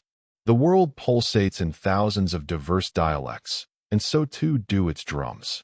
From continent to continent, culture to culture, the drum has manifested in countless forms, each carrying a distinct identity, a unique sound signature, and a specific, deeply rooted purpose. These are not merely musical instruments. They are living cultural signatures, meticulously crafted from local materials, lovingly shaped by local hands, and deeply steeped in the intrinsic rhythms of everyday life. In West Africa, the djem remains a vibrant heartbeat of community gatherings, its voice speaking in sharp, percussive slaps and deep, resonant bass tones, perfectly designed for engaging storytelling and spontaneous rhythmic conversation. Alongside it, the down-down provides the foundational, unwavering pulse, a rhythmic anchor around which other instruments and dancers can gracefully weave. In Africa, a drum ensemble is rarely just music. It is a profound, intricate conversation unfolding between spirits, revered ancestors, and the living. In the Middle East, the darbuka, a distinctive goblet-shaped drum typically crafted from clay or metal, delivers crisp, incredibly fast-paced rhythms that are essential to the enchanting movements of belly dancing and the intricate melodies of classical Arabic music. Its voice is sharp, articulate, and often demanding, requiring immense precision from its player and inspiring captivating movement from its listeners. Across the vibrant Caribbean and Latin America, drums narrate a different story, one born from resilience, cultural fusion, and powerful historical currents. The conga, bongo, and timbales vividly reflect the complex blend of African, indigenous, and Spanish influences that shaped these regions. In Cuba, the sacred bata drums are central to Santeria rituals, each drum speaking a divine language intricately tied to specific orishas. In Brazil, the thunderous power of the surdo and the unique, vocal cry of the cuica drive the electrifying samba parades through the streets, infusing unbridled joy into expressions of protest, solemn prayer, and the sheer exuberance of carnival. In India, the mridangam and tabla dominate the intricate soundscapes of South and North Indian classical music, respectively. These drums are so exquisitely precise that they are tuned to specific pitches, blurring the very line between rhythm and melody, making them instruments of profound musicality. Each subtle finger movement matters. Each stroke carries centuries of refined tradition and deep spiritual significance. Then there is the venerable frame drum, one of the oldest and most widespread percussive instruments in human history, appearing in everything from the mystical Persian daf to the resonant Irish bodhrán, from the shamanic tools of indigenous cultures to the vibrant ensembles of folk music worldwide. Played with the delicate touch of fingertips, the percussive strike of mallets, or the sweeping sound of brushes, it stands as powerful proof that even profound simplicity can be sacred. What ultimately unites them all? Their shared purpose. Whether guiding the intricate steps of a dance, facilitating profound healing rituals, serving as conduits for sacred ceremony, or igniting the fiery spirit of revolution, each drum profoundly reflects the unique soul of its people. Their complex, evocative rhythms carry the echoes of geography, the weight of history, and the undeniable imprint of identity. The global drum family is not just wonderfully diverse, it is fundamentally universal. Because no matter where you go on this planet, The earth itself still echoes with rhythm, an ancient, persistent heartbeat. As the 20th century began to draw to a close, the very sound of drums commenced a subtle but significant transformation, not in their underlying rhythm, but in their texture, their sonic quality. The physical, tactile world of percussion gradually began to give way to the programmable, the digital. The sweaty palms, the wooden sticks, the calloused fingertips, all these visceral elements of traditional drumming began to share their space with intricate circuits, responsive pads, and sophisticated software. The age of digital drums had, irrevocably, arrived. It tentatively began in the 1970s with primitive drum machines. Early devices like the enigmatic Rhythm Icon and the iconic Roland CR-78 utilized analog circuits to crudely simulate basic beats and percussive sounds. At first, their output often sounded distinctly robotic, even somewhat awkward and clunky. But forward-thinking musicians, with an ear for the future, perceived something else entirely. Consistency, control, and endless possibility. These were the alluring promises whispered by the nascent rhythm machines. What initially struck many as rudimentary, even somewhat crude, slowly transformed into a revolutionary new soundscape. Then came a seismic shift that reverberated through music history.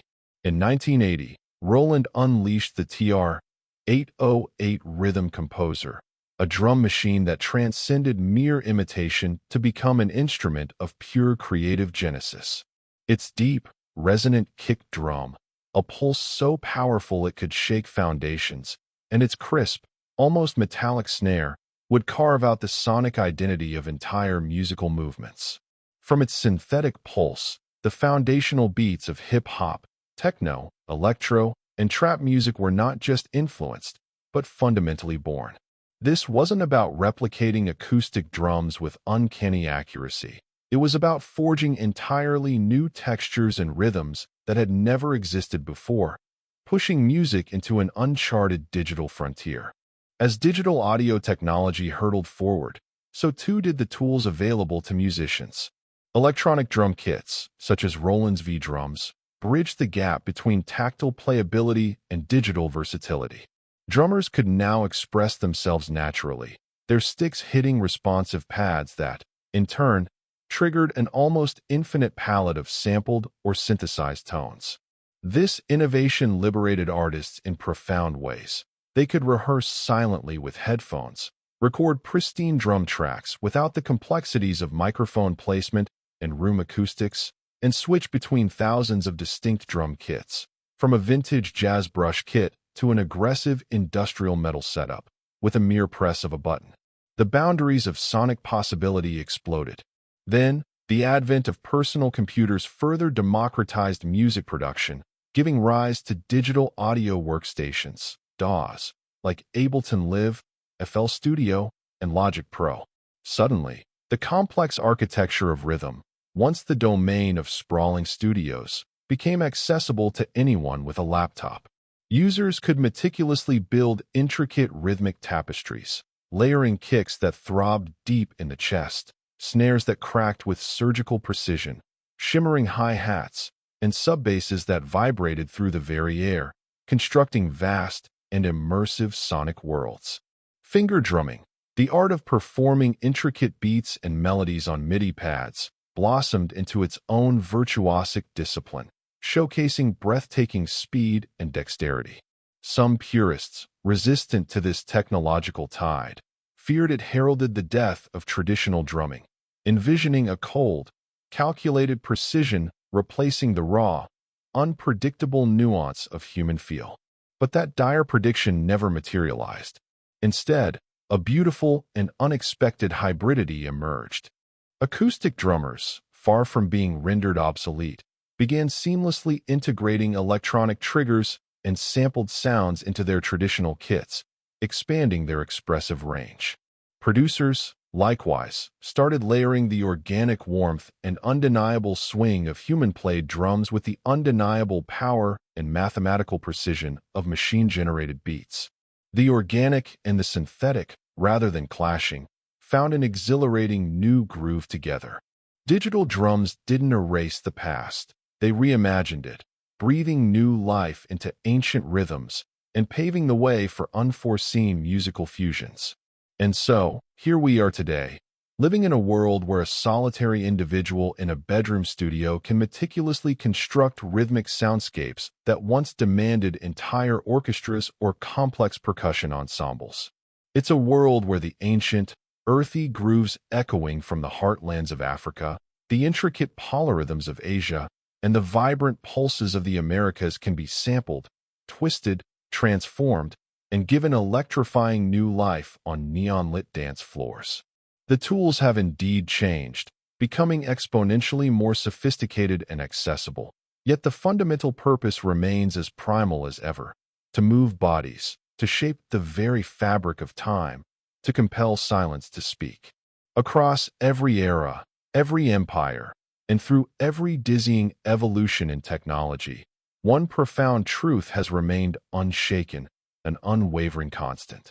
The drum remains our oldest and most enduring voice. From the flickering fire circles of our ancient ancestors to the glittering, cavernous concert halls of modernity, from sacred rituals performed under starlit skies to the pulsating digital dance floors of the 21st century, the drum has never been merely about music. It is, and always has been, about connection, a profound connection to ourselves, to each other, and to something immeasurably bigger than our individual selves. It is, quite literally, the heartbeat we all share. Not metaphorically, not poetically, but tangibly, biologically. Because even before we draw our first breath, nestled in the protective warmth of the womb, the very first rhythm we ever perceive, the primal pulse that signals life and safety, is the steady, comforting beat of our mother's heart. A rhythm of profound security, of undeniable aliveness. And when life truly begins, a subconscious, instinctual chase for that foundational rhythm begins, a quest that echoes through our entire existence. The drum has been humanity's unwavering companion through the highest peaks of joy and the deepest valleys of war, through the solemn reverence of worship and the thunderous call of protest. It has marched with triumphant kings and risen in defiant solidarity with rebels. Its resonant voice has echoed through the hallowed stone of ancient temples and vibrated through the sterile, echoing tunnels of bustling subways. It speaks in every language because, at its core, it is a language, a universal cadence that bypasses the complexities of thought, reaching directly into the body, resonating with the bones, stirring the very blood in our veins. In moments of inconsolable grief, we drum to mourn, to give voice to the inexpressible ache. In moments of soaring ecstasy, we drum to celebrate, to embody unbridled jubilation. And in the quiet, reflective spaces in between, we drum to remember who we are, to reconnect with our essential human pulse. Today, percussion continues its relentless evolution, adapting and expanding in unforeseen ways. One might encounter handpan street musicians, their instruments resembling gleaming, otherworldly saucers, weaving intricate, new-age rhythms that float through city corners, creating pockets of serene introspection. Indigenous communities, with unwavering spirit, continue to preserve and pass down ancient drumming traditions, rich with history and meaning, against the relentless currents of modernity. Stadium drummers, with their thunderous, perfectly synchronized power, rally vast crowds into a unified, surging wave of collective energy. Even children, with uninhibited, instinctual joy, bang on pots and pans, tapping into that primal urge to make noise and mark time. And perhaps most astonishingly, even artificial intelligence is now being trained to learn, generate, and perform rhythmic patterns. Yet, for all its computational prowess, no algorithm, however sophisticated, can ever truly replicate the raw, human soul behind a single, perfectly imperfect beat. Because rhythm is not merely counted, it is, fundamentally, felt. And perhaps that is precisely why the drum has outlived empires, outlasted fleeting trends, and transcended countless technological shifts.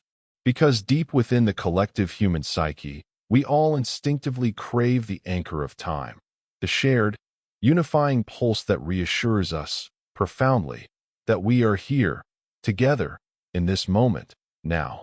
No matter how dazzlingly advanced our instruments become, or how thoroughly virtual our experiences may grow, there will always remain something profoundly grounding, something utterly essential, about the primal intimacy of skin on skin, the resonant impact of stick on hide, the organic warmth of hand on wood.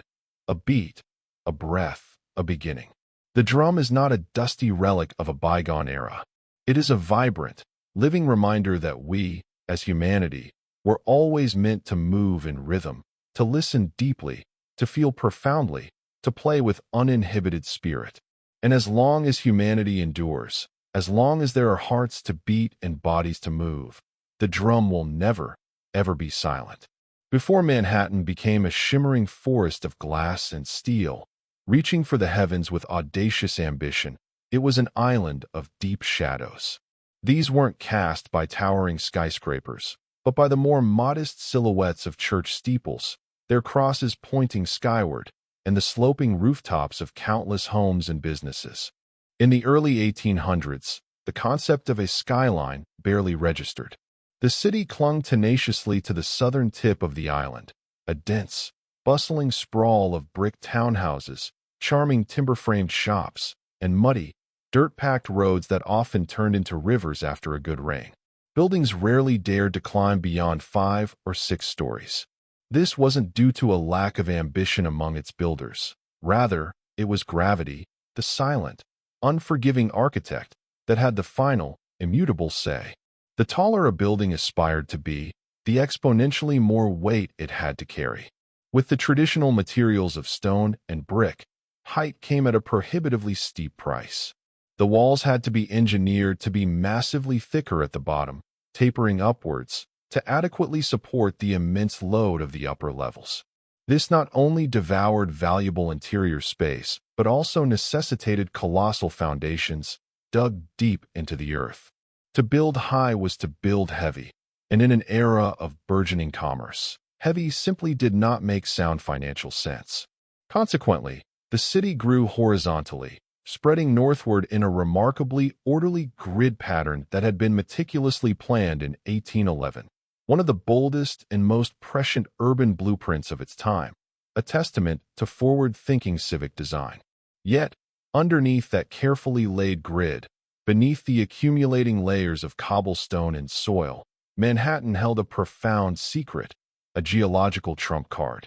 Bedrock. Deep, immensely dense, and unwaveringly stable, this ancient granite spine ran like an unyielding foundation beneath the entire island. One day, this hidden strength would bear the colossal weight of some of the tallest structures ever conceived by human civilization. But for now, it lay quietly, largely untouched, patiently waiting for its moment to be called upon. Life in early Manhattan was a vibrant, often cacophonous affair, yet it remained profoundly grounded. Commerce buzzed with frenetic energy in the bustling harbor, where ships from every corner of the globe lined the piers, their masts a sparse, organic skyline. Horses clattered ceaselessly through the narrow, crowded streets, their hooves echoing a rhythmic counterpoint to the din of human activity. The economy expanded with dizzying speed. Immigration surged, pouring new energy and dreams onto the island, which swelled with a palpable sense of dynamism. Still, the city faithfully hugged the ground, its ambitions tethered to the earth. The sky above remained largely untouched, an expansive, open canvas. The only true vertical statements were the proud steeples of its churches, with Trinity Church emerging as the most prominent. Its spire, finally completed in 1846, soared to a then astonishing height of over 280 feet, and for a glorious period, it reigned as the tallest structure in all of New York. But even that impressive height was more symbol than a defining feature of the nascent skyline, a lone sentinel rather than a part of a vertical forest. What no one could possibly have known then was that the future of Manhattan's skyline wouldn't be shaped by the ancient gravitas of stone or the organic warmth of wood, but by the revolutionary strength of iron, the transformative power of steel, and the boundless courage of human vision. And crucially, its soaring aspirations would no longer be limited by the ground. It would rise far, far above it. Manhattan wasn't yet a city of towers, not in the sense we understand today, but the stage was being meticulously set. The island, with its hidden bedrock and surging energy, was ready. The dream, initially a nascent flicker in the collective imagination, was slowly, inexorably forming, and soon, the skyline would begin its astonishing, dramatic stretch toward the heavens. For centuries, gravity had been the supreme, undisputed architect in Manhattan. It kept buildings stubbornly short, forced cities to spread out horizontally, and held human ambition firmly tethered to the earth, a constant reminder of physical limitations. But in the transformative mid-19th century, two groundbreaking technological breakthroughs would converge to rip the skyline wide open, forever altering the urban landscape.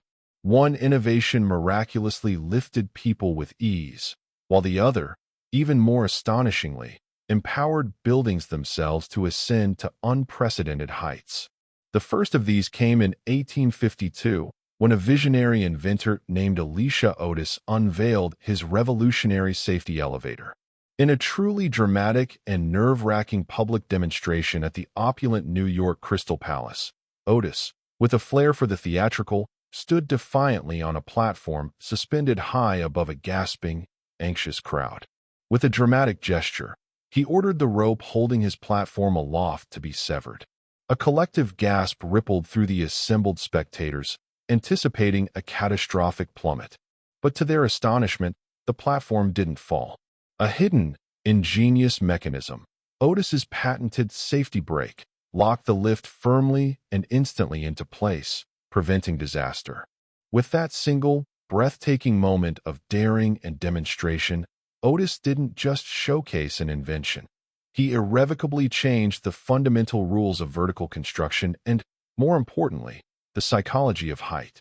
Until that point, the top floors of buildings were universally considered the cheapest, least desirable spaces, shunned by tenants who dreaded the arduous climb up endless flights of stairs. But once elevators became not only practical but, crucially, demonstrably safe, those lofty upper floors were instantly transformed into premium real estate, offering coveted access to abundant light, refreshing air, and an undeniable aura of status.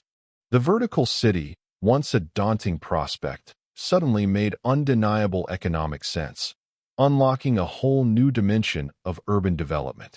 Yet, merely being able to move people upward was not enough to create the true skyscraper. Buildings still fundamentally relied on their cumbersome load-bearing walls, which, as they ascended, grew exponentially thicker and more unwieldy, consuming vast amounts of space and material. That's precisely where innovation number 2, the game-changing steel skeleton, arrived to complete the architectural revolution. In the dynamic decades of the 1880s and 1890s, pioneering engineers began to harness the incredible tensile strength of steel, using intricately designed frames to support the entire structural weight of buildings. This revolutionary approach liberated the exterior walls, transforming them from heavy, load-bearing anchors into mere curtain walls, thin, lightweight enclosures that served to keep out the elements rather than hold up the structure. This method, now universally known as steel frame construction, gifted architects an unprecedented freedom, allowing them to design and build as high as the engineered steel frame could robustly handle. Suddenly, height was no longer primarily a risk, a perilous undertaking laden with structural challenges. It became a deliberate strategy, a canvas for boundless ambition. The technology had arrived. The materials, steel forged with newfound strength and efficiency, were readily available. And Manhattan, with its solid, dependable bedrock and its booming, insatiable economy, presented the perfect, fertile canvas for this architectural explosion. The island's tight, finite geography, with its limited horizontal space, actively encouraged vertical thinking, pushing developers to look skyward. Its unparalleled status as a global financial capital meant that everyone, from powerful banks to influential newspapers, yearned for their name and their presence to be visibly etched into the very clouds. The elevator made the sky accessible, inviting people to ascend. The steel skeleton made the sky buildable, providing the means to conquer it. Together, these two breakthroughs didn't merely change architecture. They fundamentally redefined what a city could be, transforming it from a grounded entity into a soaring aspiration. Now, the epic race would truly begin. Not outward, but decisively, dramatically upward. By the waning years of the 19th century, New York City was no longer content to merely sprawl across its island confines. It yearned, with an almost visceral urgency, to soar. The ground was full, its every square foot claimed and densely packed. The bustling streets below were a ceaseless torrent of humanity and commerce, leaving the only viable frontier for expansion directly above. With steel frame construction and the safety elevator now firmly established as indispensable technologies, Manhattan transformed into a grand proving ground, and its burgeoning skyline became a dramatic battlefield for unbridled ambition and corporate one-upmanship. The first significant shots in this vertical war were fired in the 1890s. In 1890, the New York World Building, home to Joseph Pulitzer's powerful newspaper empire, dramatically rose 20 stories above Park Row, its dome an audacious crown. For a fleeting moment, it claimed the coveted title of the tallest office building in the world. But such boasts were ephemeral. Not to be outdone, the Park Row building swiftly claimed the title next in 1899, standing at an impressive 391 feet, its intricate facade a statement of Gilded Age opulence. Each new tower that pierced the sky was more than just a structure. It was a loud, unequivocal declaration, not solely of immense wealth, but of audacious vision and technological prowess. To build higher than one's rivals was to confidently announce, "We are the future. Our aspirations are limitless." Soon, the skyline began to sprout with astonishing speed, a burgeoning forest of steel giants. The Singer Building, completed in 1908, with its elegant, slender profile, towered at a remarkable 612 feet, not only becoming the tallest building in the world, but also the first structure to definitively surpass the long-held record of Trinity Church's spire, which had proudly reigned for over half a century. But even this triumph was destined to be fleeting. In 1913, the magnificent Woolworth Building decisively took the crown. Designed by the visionary architect Cass Gilbert and financed entirely in cash by the retail magnate Frank W. Woolworth, its sheer financial independence a testament to its grandeur, it soared to an astonishing 792 feet, encompassing over 55 stories in a breathtaking display of neo-Gothic beauty. Affectionately dubbed the Cathedral of Commerce, the Woolworth wasn't just tall, it was majestic, a soaring architectural sermon about America's meteoric rise as a modern global power, its ornate details speaking of both tradition and boundless aspiration. Yet, this intense architectural competition was more than mere aesthetic rivalry. It was ruthless branding warfare. Corporations and powerful institutions fiercely vied for the tallest, most distinctive buildings, structures that would permanently etch their names and their power into the very fabric of the sky. Every new height achieved was a front-page headline, every emerging silhouette a potent, recognizable symbol. The skyscraper, therefore, became the ultimate billboard, permanent, imposing, and utterly impossible to ignore, its grandeur a constant advertisement of its occupant's status. And beneath it all, the relentless, driving rhythm of progress beat ceaselessly. Steam shovels roared, digging gargantuan foundations deep into Manhattan's granite bedrock. Riveters hammered steel beams day and night, their metallic symphony echoing across the burgeoning city. Immigrants and fearless ironworkers, balancing precariously on beams hundreds of feet in the air with no harnesses, armed only with grit, prodigious skill, and unshakable resolve, literally built the dreams of a nation. The skyline was no longer a theoretical concept. It was a tangible, breathtaking reality, and it was rising with unstoppable force. As the 1920s roared through Manhattan, a decade of unprecedented prosperity and cultural explosion, the skyline began to dance, not just climb. This was the vibrant era of Art Deco, a time when architecture wasn't solely about achieving dizzying height, but about embodying unparalleled style, elegance, and dynamism. The Jazz Age poured its infectious energy, its love for geometry and glamour, into steel and stone, and New York's buildings transformed into shimmering icons of movement, light, and almost electrical energy. The most dazzling, perhaps the most beloved, of them all was the Chrysler Building. Completed in 1930, it pierced the sky at a breathtaking 1,046 feet, briefly, gloriously becoming the tallest building in the world. Commissioned by the audacious car magnate Walter Chrysler, this tower was far more than a monument to corporate success. It was a symphony of meticulously crafted design, a love letter to the machine age and modern aesthetics. Its magnificent stainless steel spire, a masterpiece of Art Deco ornamentation, was famously built in secret within the building itself and then hoisted into place overnight, dramatically emerging to shimmer in the morning sun like a colossal, futuristic crown. Ornamental eagles, exquisitely modeled after the hood ornaments of Chrysler automobiles, jutted defiantly from its upper corners, like gleaming guardians of the future, watchful and powerful. With its graceful curves, striking chevrons, and intricate machine-age detailing, the Chrysler Building didn't just scrape the sky. It seduced it, captivating all who gazed upon its undeniable allure.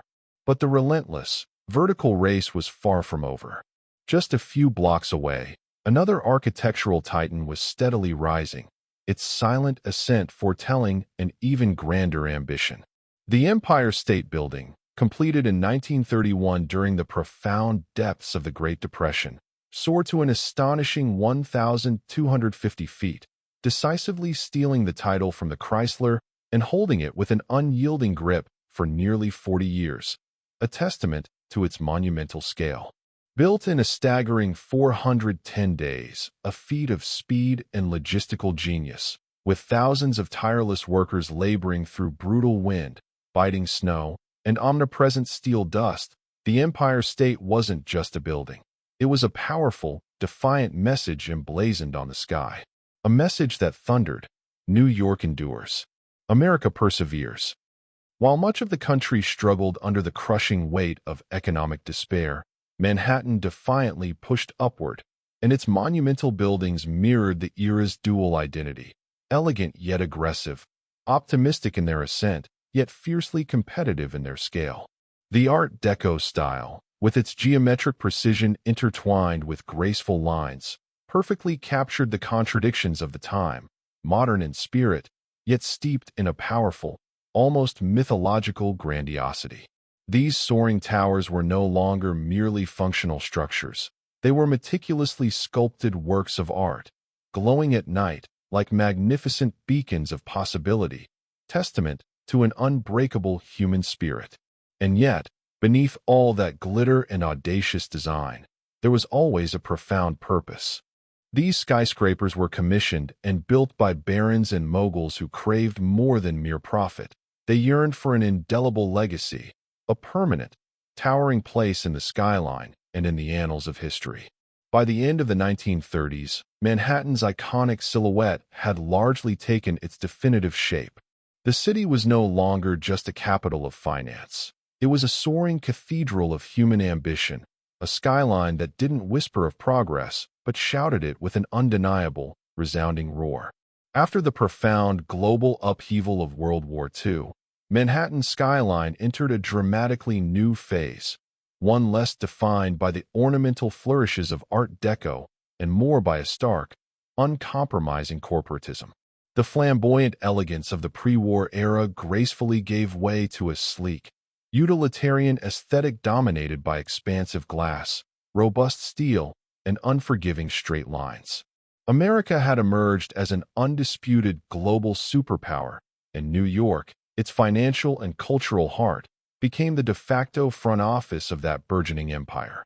The skyline adapted accordingly, its new monuments not adorned with decorative spires, but engineered as powerful, efficient statements of modern might.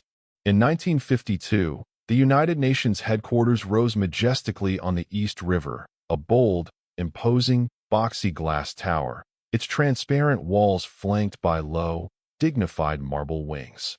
It marked an undeniable shift in architectural tone, global in its ambition, diplomatic in its purpose, and strikingly futuristic in its form. This wasn't merely a building. It was a profound architectural statement about international order and cooperation in the dawning atomic age, a powerful emblem of global governance. And it set a definitive, minimalist tone for what was to follow. Next came the Lever House in 1952 and the Seagram Building in 1958, both defining examples of the international style, a movement that championed clarity, simplicity, and functionalism. These new towers, with their sheer curtain walls of reflective glass and exposed steel frames, were minimalist by deliberate design, stripped of all superfluous decoration, devoid of sentimental ornamentation. They didn't aim to evoke the grandeur of cathedrals or the romance of medieval castles. Instead, they projected the cool, efficient precision of machines, sleek, modern, and ruthlessly practical. The Seagram Building, in particular, designed by the iconic Ludwig Mies van der Rohe, was immensely influential. Its distinctive bronze-tinted glass, its uniform, grid-like facade, and its innovative open plaza at street level introduced an entirely new kind of urban presence. Its goal wasn't to impress with flamboyant flourishes, but to project an aura of order, discipline, and undeniable corporate power. This was corporate architecture at its absolute zenith, cold in its beauty, yet undeniably compelling and powerfully authoritative. As businesses boomed and corporate empires expanded, so too did the skyline. Midtown Manhattan transformed into the pulsating hub for America's major corporations, sprawling banks, influential media companies, and prestigious law firms. These new skyscrapers didn't compete for beauty or ornate details. They competed fiercely for maximum square footage, for prime location, and for an imposing, unmistakable presence on the city's horizon. Gone were the soaring, intricate spires and the whimsical gargoyles of yesteryear. In their place stood mirrored monoliths, anonymous giants that reflected not just the ephemeral clouds, but the relentless, often ruthless, ambitions of Wall Street. And yet, even in their austere silence and profound simplicity, these towers spoke volumes. They narrated the story of a country obsessed with exponential growth, surgical precision, and unyielding modernity. They defined the entire corporate era, shaping the very look and feel of cities not just across America, but around the entire globe. But even amidst all this gleaming glass and steel, one fundamental truth remained. The skyline was still, intrinsically, a symbol. Only now, it whispered power rather than shouted beauty. By the late 1960s, New York was already an undisputed vertical masterpiece, a testament to human ingenuity. But in its ambitious heart, it still harbored room to dream bigger, to push the boundaries of what was possible. That audacious dream began to take definitive shape at the southern tip of Manhattan, a place where a pair of identical, colossal towers would soon rise, forever altering the cherished skyline and redefining urban scale. They were bold, controversial in their stark modernity, and utterly unlike anything the world had ever witnessed before. They were the Twin Towers of the World Trade Center. Conceived as an unprecedented hub for global commerce, a truly international marketplace, the monumental World Trade Center project was meticulously overseen by the Port Authority of New York and New Jersey. The visionary architect Minoru Yamasaki designed the buildings with a radical, almost austere minimalist approach, strong vertical lines, gleaming aluminum cladding, and a complete absence of the traditional setbacks that characterized earlier skyscrapers. Each tower was slated to rise to a breathtaking height of over 1,600 feet, effortlessly dwarfing every building that had come before them, and indeed, most structures in the world. The ambition behind them wasn't merely architectural, it was profoundly ideological. It was intended as a grand statement of global connectivity, an architectural embodiment of capitalist prowess, a new temple dedicated to the exchange of goods and ideas on a worldwide scale. Construction began in 1966. To make way for this colossal undertaking, an entire vibrant neighborhood, known affectionately as Radio Row, was raised, a bittersweet testament to the relentless march of progress. The foundations alone presented an engineering challenge of epic proportions, requiring a revolutionary technique known as the slurry wall, which allowed engineers to dig incredibly deep into the soft, silty riverbed, while simultaneously holding back the immense pressure of the Hudson River. It was, without hyperbole, one of the most challenging and innovative engineering feats of its time. When finally completed in 1973, the Twin Towers weren't universally loved. Some architectural critics, wedded to more traditional aesthetics, called them sterile or boxy, mourning the perceived loss of the ornate, more decorative towers of the past. But to countless others, particularly the general public and those who understood their sheer scale, the towers were pure, undeniable presence, bold, confident, and utterly commanding. They didn't dance with the sky like the playful Chrysler Building. They didn't elegantly taper like the majestic Empire State. They stood firm, two unyielding, stoic pillars of certainty and breathtaking scale, anchoring Lower Manhattan with an almost mythological gravitas.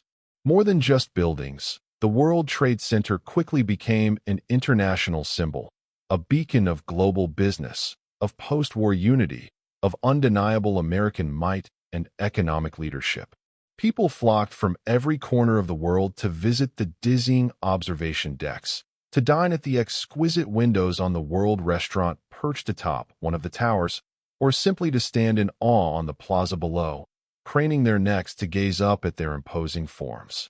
For nearly 3 decades, the Twin Towers utterly dominated the skyline of Lower Manhattan. They anchored it, giving it a powerful symmetry and an unparalleled sense of gravitas. And while other cities around the globe eventually constructed taller structures, none ever carried the iconic weight, the immediate global recognition, or the sheer symbolic power of those two magnificent towers rising side by side.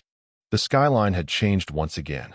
This time, its transformation was not driven by ornament or artistic flourish, but by an audacious, monumental ambition that dared to redefine what was possible.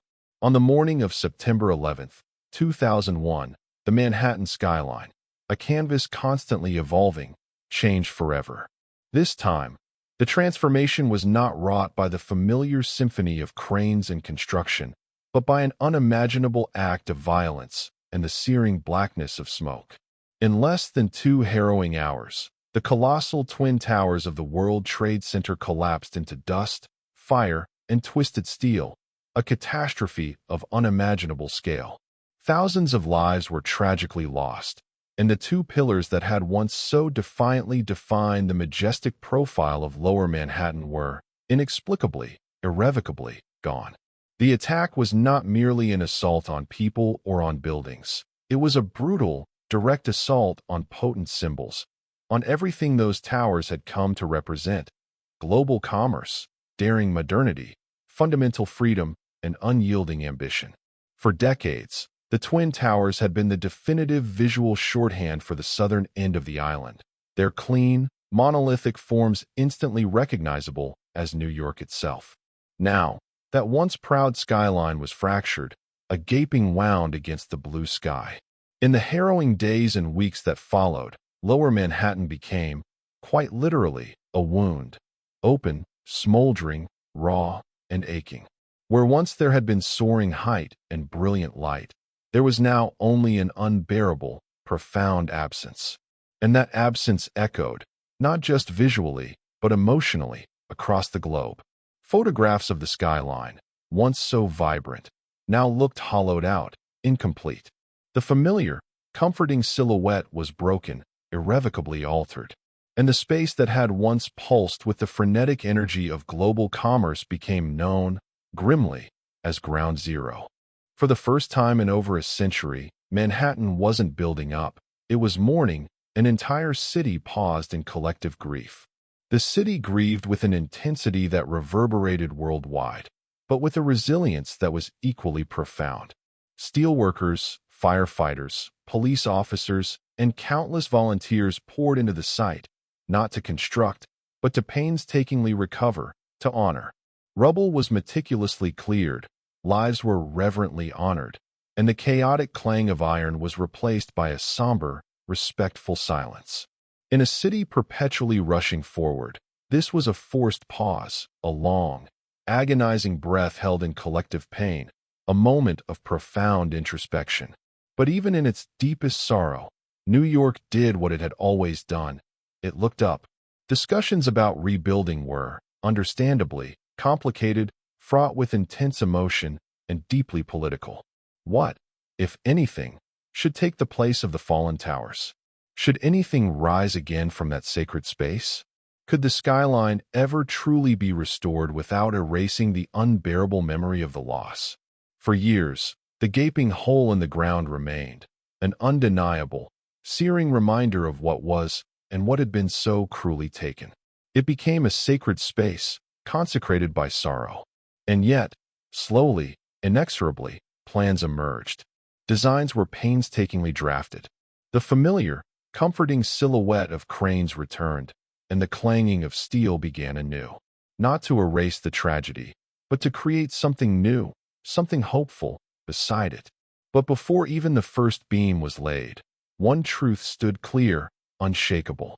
The skyline was no longer just a symbol of power or ambition. It had, in its deepest sense, become a memorial, a silhouette now shaped by both triumphant ascent and profound, heartbreaking tragedy.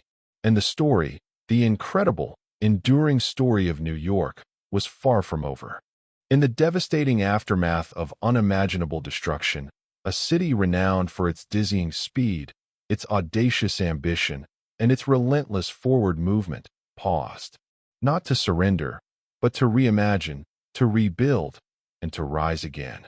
Rebuilding the Manhattan skyline after September 11th wasn't just a complex matter of architecture and engineering. It was, fundamentally, a profound matter of identity. What would, or could, possibly rise in the sacred footprint of the Twin Towers? The answers came slowly, painstakingly, forged in the crucible of grief and determination. In 2003, a visionary design by the acclaimed architect Daniel Libeskind was selected for the new World Trade Center site.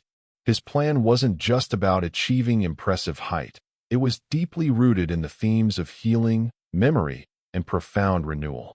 The comprehensive master plan sought to seamlessly blend vibrant commercial space with solemn public memorials, serene parks, state-of-the-art transportation hubs, and an abundance of natural light. It wasn't a nostalgic return to what had been. It was a bold, hopeful statement of what could be, a testament to an unyielding spirit. At the very heart of this ambitious redevelopment stood a new, magnificent tower, One World Trade Center.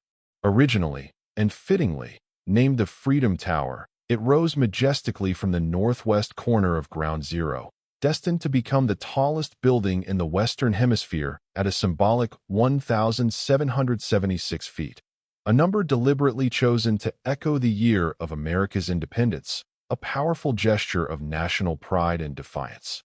But this wasn't just about patriotism.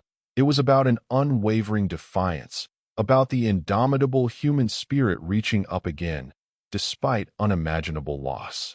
Construction commenced in 2006, a powerful testament to the city's resolve, and in 2014, One World Trade Center finally opened its doors, a beacon of resilience.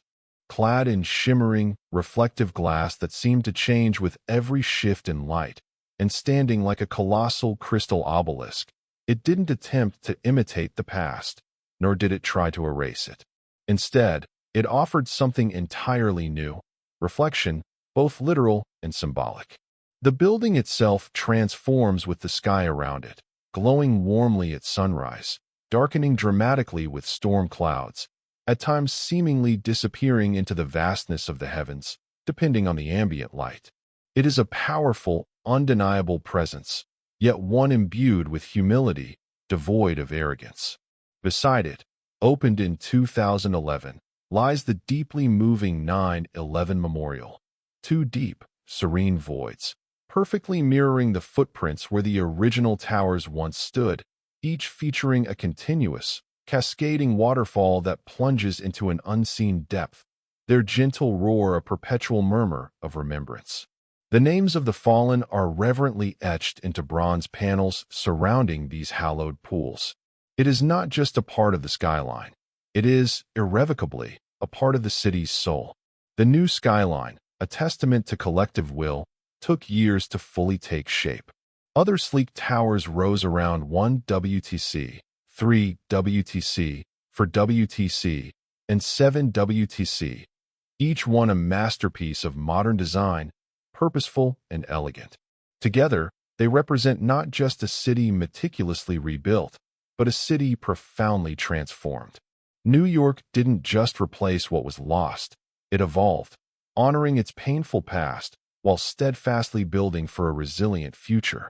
And in doing so, it reminded the world of something deeply American and profoundly human. You can knock a city down, but you can never, ever keep it from rising. Today, the Manhattan skyline is far more than a mere collection of awe-inspiring buildings. It is a living, breathing symbol, a powerful emblem of unyielding ambition, of profound resilience, and of the enduring American dream itself. No other silhouette in the world carries such immense historical, cultural, and emotional weight.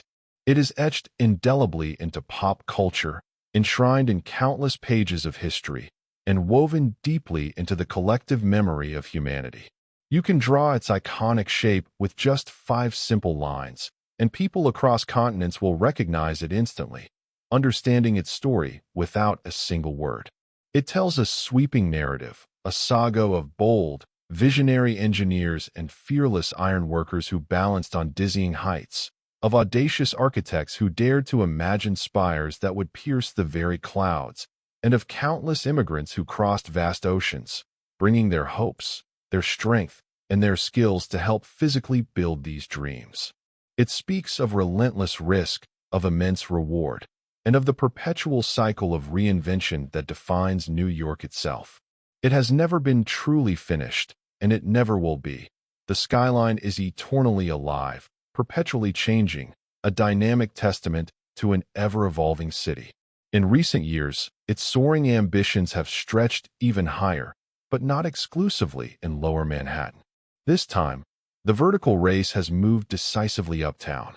Along the exclusive stretch known as Billionaire's Row, impossibly slender residential towers, like the sleek 432 Park Avenue, the record-breaking Central Park Tower, and the elegant 111 West 57th Street, now rise like gleaming needles, delicate yet monumental, above Midtown. These skyscrapers are not merely buildings. They are astounding feats of engineering, pencil-thin, meticulously wind-tested, and built for the ultra-wealthy, offering unparalleled views and luxurious isolation. Critics often decry them as sky-piercing expressions of escalating inequality, while others marvel at them as pinnacles of modern architectural ambition and technological prowess.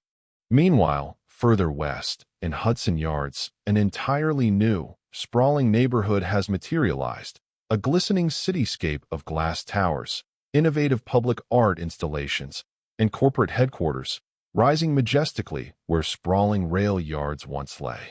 The skyline now stretches farther west than ever before, dramatically evolving with the city's changing needs, its new economic centers, and its boundless ambitions. But even as it grows, as new giants pierce the clouds, the skyline holds its past tightly, reverently. The Empire State Building still glows with a timeless elegance at night. The Chrysler Building still gleams with its Art Deco majesty at sunrise, catching the first rays of light. And One World Trade Center stands, solemn and proud, a crystal beacon of defiance and remembrance. The skyline remembers what came before, every triumph and every tragedy, even as it relentlessly reaches for what's next, for the unseen possibilities of the future. More than any singular monument or statue, it is the collective, evolving skyline that truly defines New York, not just in its breathtaking form, but in its profound, multifaceted meaning. It is a place where humanity dared to build upward again and again, through booms and busts, through devastating wars and deep, aching wounds. It is a city of millions, their dreams and aspirations reflected endlessly in its steel and glass. It doesn't just mark where the city ends, it marks where dreams begin. Because in Manhattan, the sky has never been the limit. It is, and always will be, just the next floor.